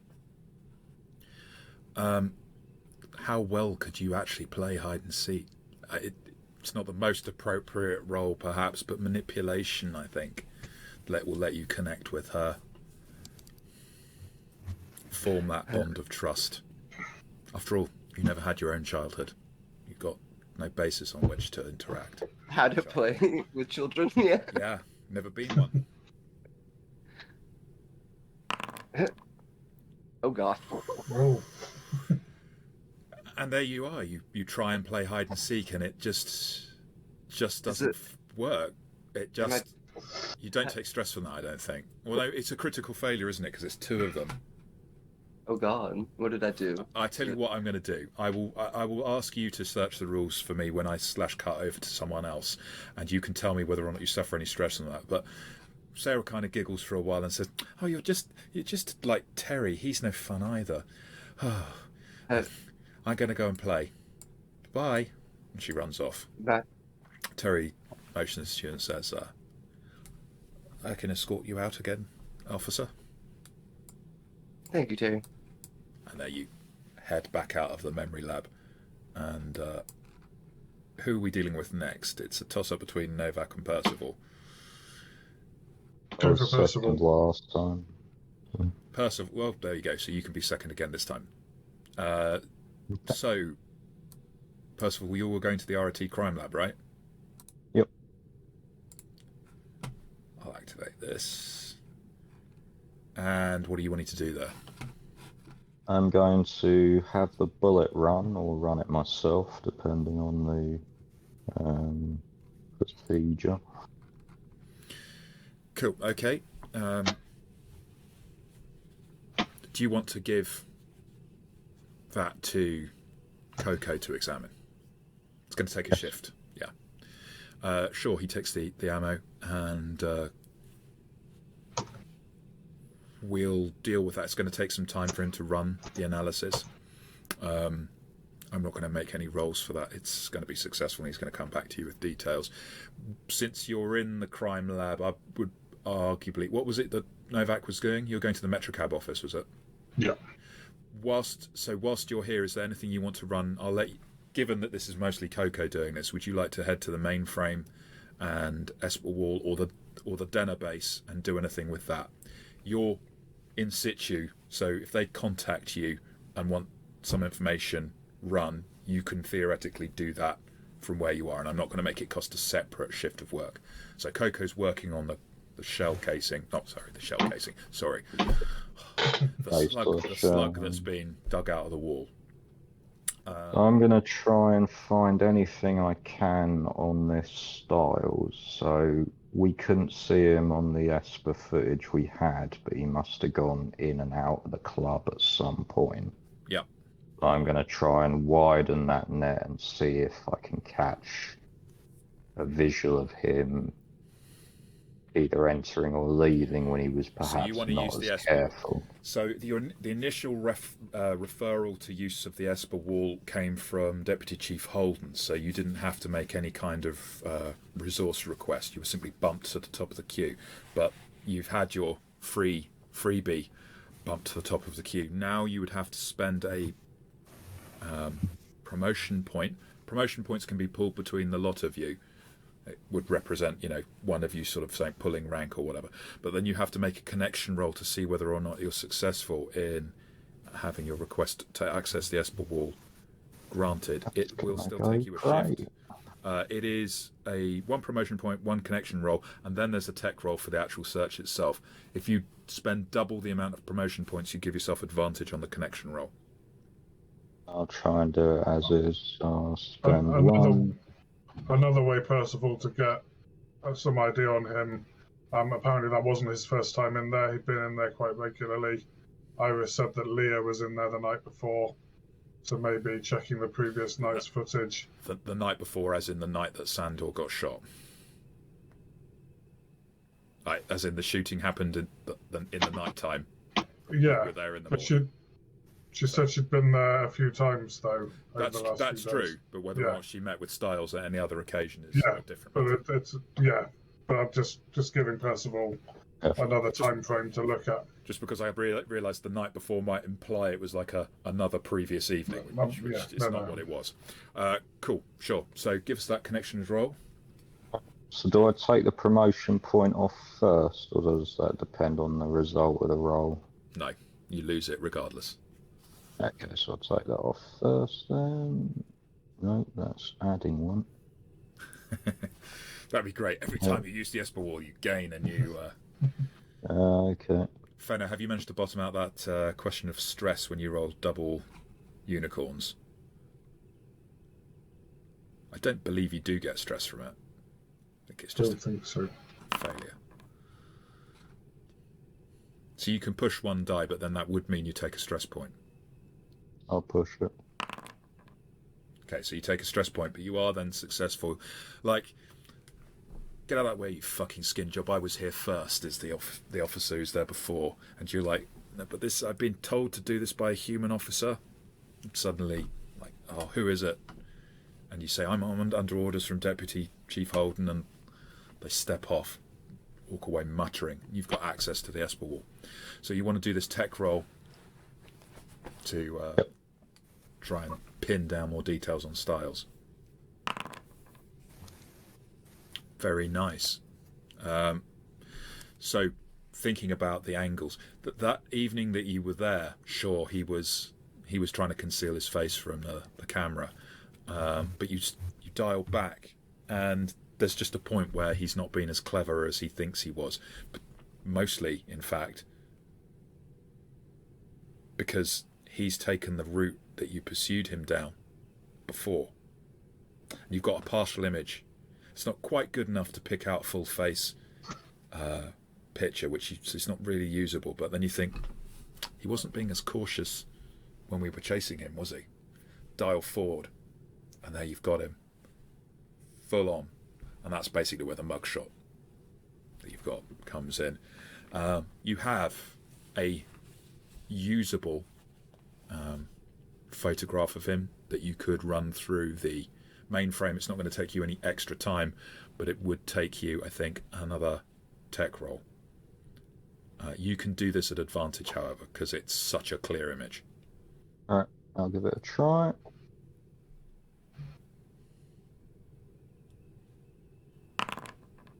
Wow. Sweet. Yeah, I mean, it pops up, and there isn't any difficulty in tracking it down for you once you're on ascent. Give me one moment while I find you. I've got to prove Mirren wrong, haven't I? You absolutely do. And this is... Mirren. It's old. It's old data, which at first you think you're going to have to go into the database to be able to access, but then you manage to get into a little cache of material, which is possibly you shouldn't be accessing, but no one's put it into the into the mainframe as classified data, and they really should have done. You backdoor into it, and here is what you find.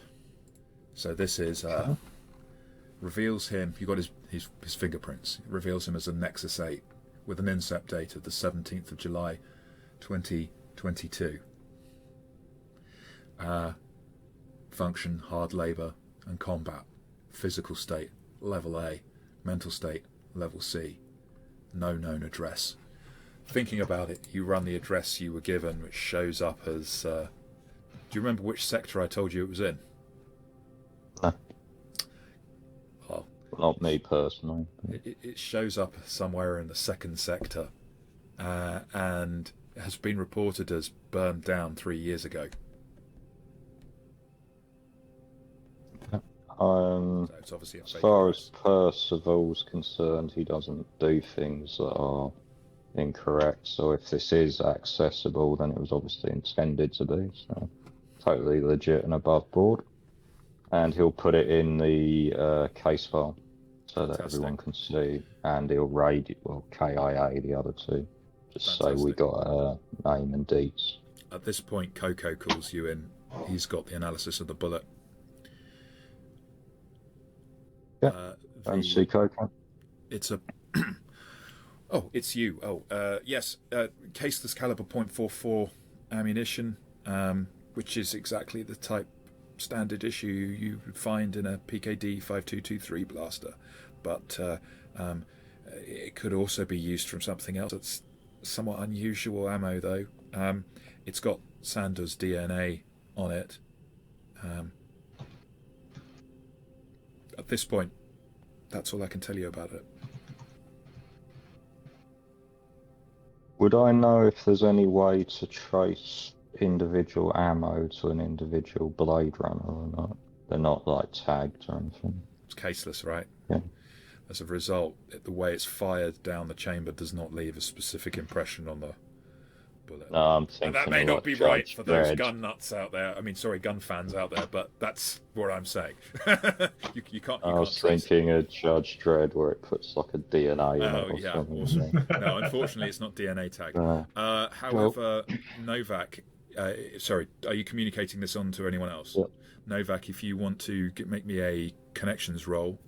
Yep. Wow. You're like... What I'm good at. I mean, it is interesting because, sure, this does point at a Blade Runner, but at the same time, whilst it's standard issue ammo for Blade Runners, there is a vendor down in Hawker's Circle in Sector 4. It's a Blade Runner surplus shop. It's been there for, well, since you were a rookie. Bullet Bob's Runner surplus. He sometimes could stock ammo, maybe even a blaster. It's not illegal.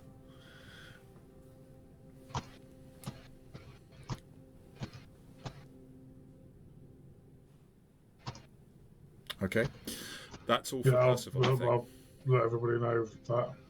Fantastic. So going over to Novak, I've got the attention of a goldfish. It's because I'm trying to juggle several things at once, and I obviously didn't intersplice that so much as I thought I might do, but it didn't really make sense to. Let's head over. You were saying you were going to the Metrocab office, right? Yes. So let's give you something to look at, shall we? So you head over to Anemoid Row. Again, so it's not really boring for those who aren't there. I'm going to let you all be present, but actually only Novak is there. And I'm going to move you. So as you fly down in the Detective Special Spinner, you obviously have an idea of the layout, but you've not been into every location. Yeah. I don't know if you can see these little white tags, whether that's something only for the game runner or not. So, for example, there would be one to your north that told you that this thing was a dumpster. So there's little squares that if you hover over, no, I can't see the dumpster. So if I hover over here, it says La Mesa Dumplings. Yes. Okay. There's a little red square that comes up with a tag for that, but can't see interesting. anything. Okay, so it doesn't give you the little white marker that tells you that you get something else. Cool. Well, that's interesting. I didn't know that's how it looked to players. Anyway, so the Metrocab is over here. Open in and stick you in there. Give me one moment. Metrocab dispatch. So the main Metrocab dispatch office, it's a dingy old building just on the outskirts of Anemoid Row in Sector 5. There are a dozen people working. It's a run-down and dirty office space. You're greeted by the dispatcher. Now, what do you want? Get you a taxi. Yeah. You need a Metrocab? You got a complaint? I got a few questions. Detective Novak with RDU. Need some help on a case. Looking for a cab. Yeah. Where it was called from, where it went to. Get out the Esper image. All right. Don't show it to him straight away. Can I just tell him the cab number? Yeah, sure. Yeah. So give him the cab number without showing him. I've mistakenly said showing him. I made it out like this is a bloke because it's a yeah, woman. It's showing a woman. them. My apology. Yeah, sure. Whatever you like, darling. I'll have a look. So it was called to. I know it was called to the Snake Pit. Yeah. No, I can see it's Yesterday evening. I'm just checking the records, sweetie. Yeah. Well, no, the cab left the Snake Pit late on the night. Last night, you said. Yeah. Yeah. Dropped off its fare. Oh. Somewhere around the corner here in Anemoid Row. I mean, that's all I've got on the records.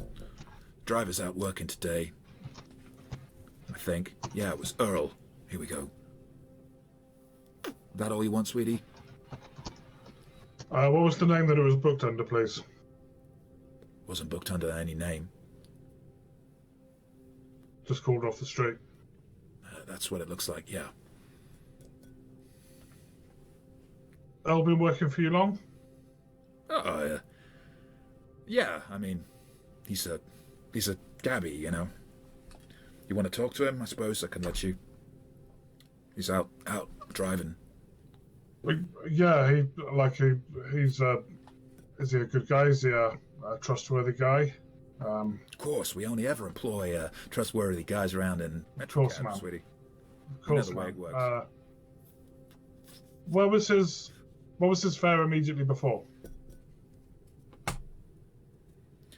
I'll just check the records. That was a cross-down gig. Someone coming to just outside, just into that area, the nightclub row from, from the first sector. Long job. No name on that. Yeah, good fare, right? Yeah, it must have been. And no name on that one either. No name on that one either. Do you have are there Esper cameras inside the cabs? Privacy's important, sweetie. Of course there are. Any unregistered Esper cameras inside the cabs? I don't know what you're trying Give her to a wink. imply. You'd have to ask the cabbie about that. Metro cab policy is any son of that kind of thing's found out, and they never drive for us again. But Cabbies own their own cabs? Or do they lease them from you? lease them from us, of course. Like a shared thing. Yeah, shared lease thing. Yeah. Well, yeah, I mean, lease is the wrong word. We're like a franchise, you know. He drives for us. Yeah. Understood. He's responsible Understood. for cleaning out the back seat, you know. You know how it goes. You're a cop, right? So, I've unfortunately caused a few cabbies to have to clean out their back seats during my time. I always give them an extra big tip. Well, I'm sure they appreciated it. Now, you want me to look at your records, remind you of the good old times, or put you in touch with Earl? Nah, some things are best left forgotten, right? Have to remember them in the first place, sweetie. Yeah. Earl, come in. This is dispatch. Yeah, no, I don't care if you got... Yeah. We'll drop off your fare. Give me a sec. He's just in the middle of... Hold on a second. Yeah, you getting back to me?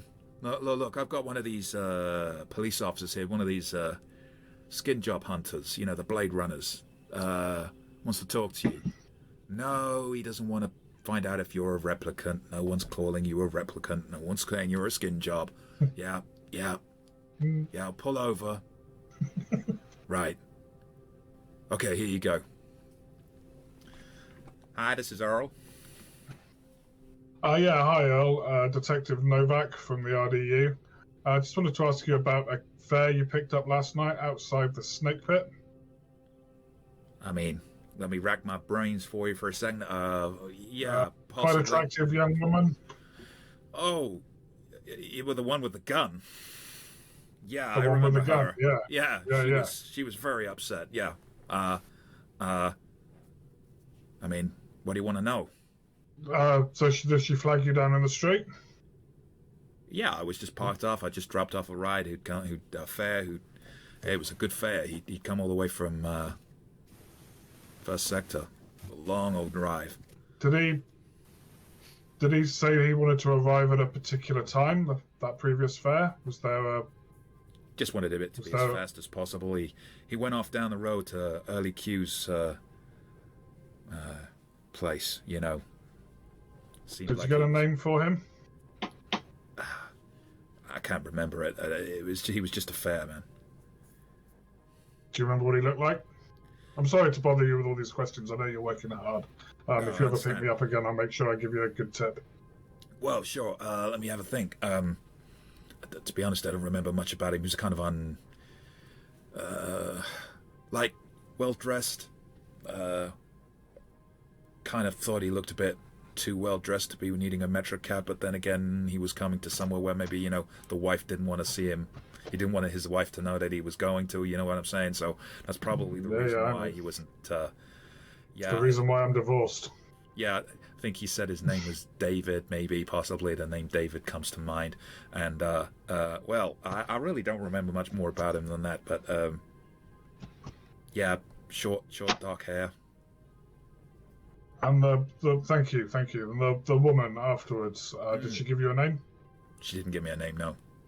She's No, a street fair. I mean, I don't know that the other guy's name was David. I'm just pulling it out of my ass, you know what I'm saying? Sure. I understand, Earl. I understand. Thank you for your help. She was carrying a gun?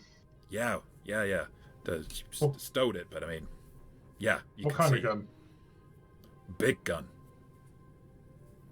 Like, have you seen the guns we carry? Well, everyone knows the blaster, right? It could have been one of them. I mean, I didn't get such a good look at it. She kind of tucked it into her coat as soon as possible, but saw it that she had a gun. She was really upset. She looked like, she was like tears, snot, the whole mess. Like she was falling apart, man. Did she have to get her out. Did she have any injuries or any signs of blood on her?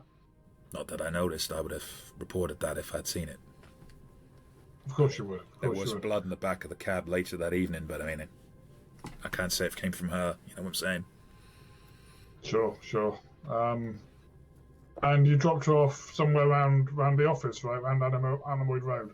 Anemoid Row's a pretty big place, bub. Yeah, I dropped her off. I can't tell you where it was. It wasn't like a destination that's stuck in the mind. Just down somewhere on the Alameda Street, I think. She just just got out and disappeared into the crowd. She just kind of told you to pull over here, kind of thing. She didn't give you an address on.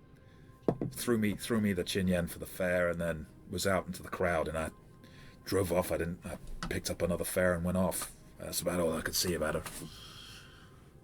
Look, listen, bub. I got someone hailing me here. You put me back to Ermgard, please. Yeah, sure. Thank you very much, Joel. You've been most cooperative. Anything else comes to mind, contact Detective Novak at the RDU. The radio's Appreciate it. Already gone dead. Have a better one. Well, officer, that's all I think he's going to be able to help you with. If you would like to... Sorry about my inconsistent accent. Anyway, that voice completely gone all over the place. If there's anything else I can help you with, sweetie, we can... I could book you a cab or... No cab needed today, but I'll be sure to use Metro Cab for all my future travel needs. Tell your friends. Maybe we could set up a deal with the whole of the RDU and LAPD. Like, you can't always be in those spinners, right? Like a group discount, yeah? Something like that, yeah. If Earl thinks of anything else, or if you think of anything else, or you hear from anybody picks up a woman called Leah, please let us know. I mean, we like to be helpful, I know, but at the same time, you're getting into the kind of needing a search warrant territory. Yeah, long shot. Yeah, like you show me a warrant, and we'll give you all our records. Sorry, of course, man. Sir, I can't help you more than that. Thank you very much. Which is the best noodle place around here? That's a good question. Tasty Noodle, just across the way. They've never given me any kind of ptomaine poisoning. Nice. Have a good day, man. Have a better one. Okay. There we are. Give me 1 second. So, unless there's something in the immediate vicinity that you want to deal with very quickly, we'll call that the end of Shift 3. And I'll just give everyone a quick chance if in their location there's something else, last-ditch thing they'd like to do before I say, end of shift, because timekeeping is important in this game, obviously. No, I'm good. Fantastic. I'm good as well. I think I'm going to spend my next shift at downtown at the Noodle Bar. So you're going to do a downtime outside. So let's talk quickly, because we're going to call it for this this episode. But before we do that, let's just quickly go through the process of maybe dealing with downtime, or at least finding out what downtime's going to be. Perhaps if it's something we're involved, we can deal with it at the start of next session, and then quickly do humanity and promotion points. So give me 1 moment, and I will dig out the downtime events. Oh. Right. So, who is spending their downtime on the street? Novak, that's 1. I'm going home after this. Okay, you're going home. Screw you guys, I'm going home, says Percival. Fenna? What are the options? You can go home or you can go to the street. So basically, going to clubs, having a drink, that kind of thing. There's events that occur and they're random. Not really Percival's scene. No. Bit of a homebody, are you? Fenna? Yeah, sure. Let's hit the streets. Cool. So let's do we'll do Percival first of all. 5, which is the character plays soothing music, watches an old film, or enjoys some time with a digi, healing an extra point of stress. So if you've got any damage or stress, you get to heal 1, and you get to heal an additional point of stress if you need to. Does Percival have a digi? No, he was Go on. actually going to write up his guidebook on replicant human relations in the LAPD. He's got Sure. preparing a guide for future. You kind of do that, but then the soothing. I mean, let's play it specific to what it says your downtime events can be, please. Yeah, Just he because- tries, then he gives up and plays some music. What kind of music does he And- listen to? He would listen to old school jazz. Oh, He finds mathematical progressions interesting. fascinating. Any particular artist springs to mind so we can recommend that people listen to it to get a flavour of what your downtime shift is like? I'll leave you to think I about think it. he'd be a John Coltrane man. John So Coltrane. he'll put on, Very nice. yeah. If you don't know who John Coltrane Nice. is, now you know Shame something to on look you. up. No, come on. Not every generation knows every single piece of music. This is the joy of discovering new things. One day you On can a be Love Supreme. There you go. cool. So, who's going first on the street events? Is it Novak or Fenna? I suppose Novak's at the noodle bar, but this could produce some rather strange results. Let's Yeah. see. A 1. Nothing out of the ordinary occurs. Let the player describe what the character does. So you're at the noodle bar. What do you do, Novak? Yeah. Certainly noodles. Check out. So Novak's doing kind of an unofficial survey of pad thai around LA. So tries the pad thai and the spring rolls, obviously. Tries to get more than 3 spring rolls out of this dude. You get Reads the some. paper, smokes. This one doesn't make you watch your intake and is happy for the money, and it just isn't as good as the White Dragon noodle bar. But then again, what else is? Very few places are, exactly. Haven't found anyone to beat him yet. No one finds a better noodle. No, it's too bad the noodle bar isn't as good as the white noodle bar. I mean, it just isn't. Yeah. So Fenna, So that means I can heal both a point of health and resolve, right? I believe so. Yeah, Yeah. it's the joy of learning the Nice. rules, right? So Fenna, it was a Downtime Street event, right? Yeah. So 7. Character is confronted by an animated advertisement that they find utterly enthralling. The character must make an insight roll. If failed, they cannot recover stress until they have paid 1 Chin Yen point to purchase the product. So looming out as you touch down on the rooftop of your building, and there is a advertisement just as you're walking to the door to the elevator to take you off the roof. Out comes this huge advertisement of Atari, and it's advertising a game that just seems to be something so interesting. At that time you were playing hide and seek. This is almost like a game that suggests that this would teach you more about what it would be like to be a child. Like I could learn how to play. it's an Atari game where you kind of hide from monsters that chase you, and maybe that's what the girl was wanting you to play. Maybe that Sarah was wanting to connect with you and play a game like this. So you can buy it and it will be delivered to your apartment like that, but it will cost you a Chin Yen point if you have one. So, Reps aren't well paid, right?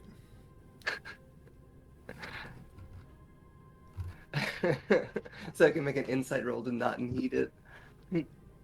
Yes, sure, yeah. You can make an insight roll to not need it. But maybe I do need it. Maybe you do. Apparently not. You watch the advertisement and figure that maybe everything you could learn from it, you can learn just from the advertisement. From right here. Yeah, it doesn't really look that challenging. So you spend a little time just looking at watching it play through, and it sort of it tries lots of different sequences to entice you, but somehow just doesn't catch you. And maybe that's what the problem is. If you were a child or had had a childhood, this Atari advertisement would take you back to your childhood. But since you're only a year old, and every memory you have apart from the recent past is fake, it doesn't stir any meaning inside you. Because someone like Lilith Lab didn't put that memory. Right, very quickly we will do the rewarding of promotion points and humanity points. Give me one moment. promotion. It's Here we go. 36 in No, mine. there's specific ones within the adventure. Thank you, though. So, found one or more real. Yeah, you will get a promotion point for finding a clue. You have revealed Styles as a fugitive Nexus 8 replicant and reported him to the RDU because you basically flagged him up in the mainframe. So, I assume you're not trying to conceal that. Okay, so I think that's a promotion point just for Percival.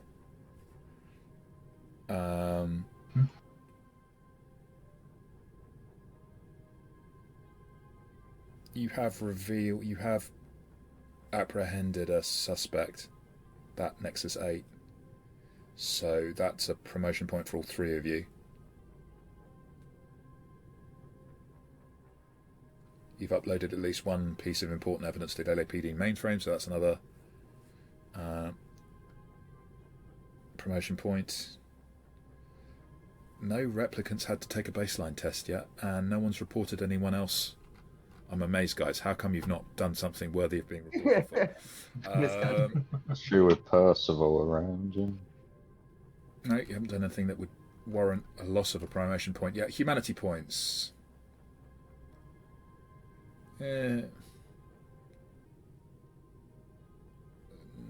Well, Fenna nearly. She tried to connect with Sarah Terrell, but didn't really succeed. You did learn about Leia's traumatic memory, so you get a humanity point for that. Oh, learn about something. I suspect that's just Fenna or everyone. I think I'll be very generous and give everyone that humanity point. Because it's kind of major, right? And that is played a scene of Downtime, so you will get a humanity point. None of you have used your key memory or interacted with it in some way. None of you have interacted with your key relationship. So that's something we should consider how we achieve that in the next session. So there you go. This is the end of session 2 of Blade Runner, the role-playing game, Electric Dreams, the In Deep Crypt version, as we muddle our way through it. If you've enjoyed this and you've stuck with us to the end, please do the like and subscribe thing. If you see a YouTube group with a number of subscribers below about 1,000, you're making a real difference. Help them out. Yeah, and actually, these days, anyone who's under about 10,000, you probably really need to help them out. And we obviously are at that stage. So yeah, begging, please, because we enjoy doing this, and hopefully you've enjoyed it too.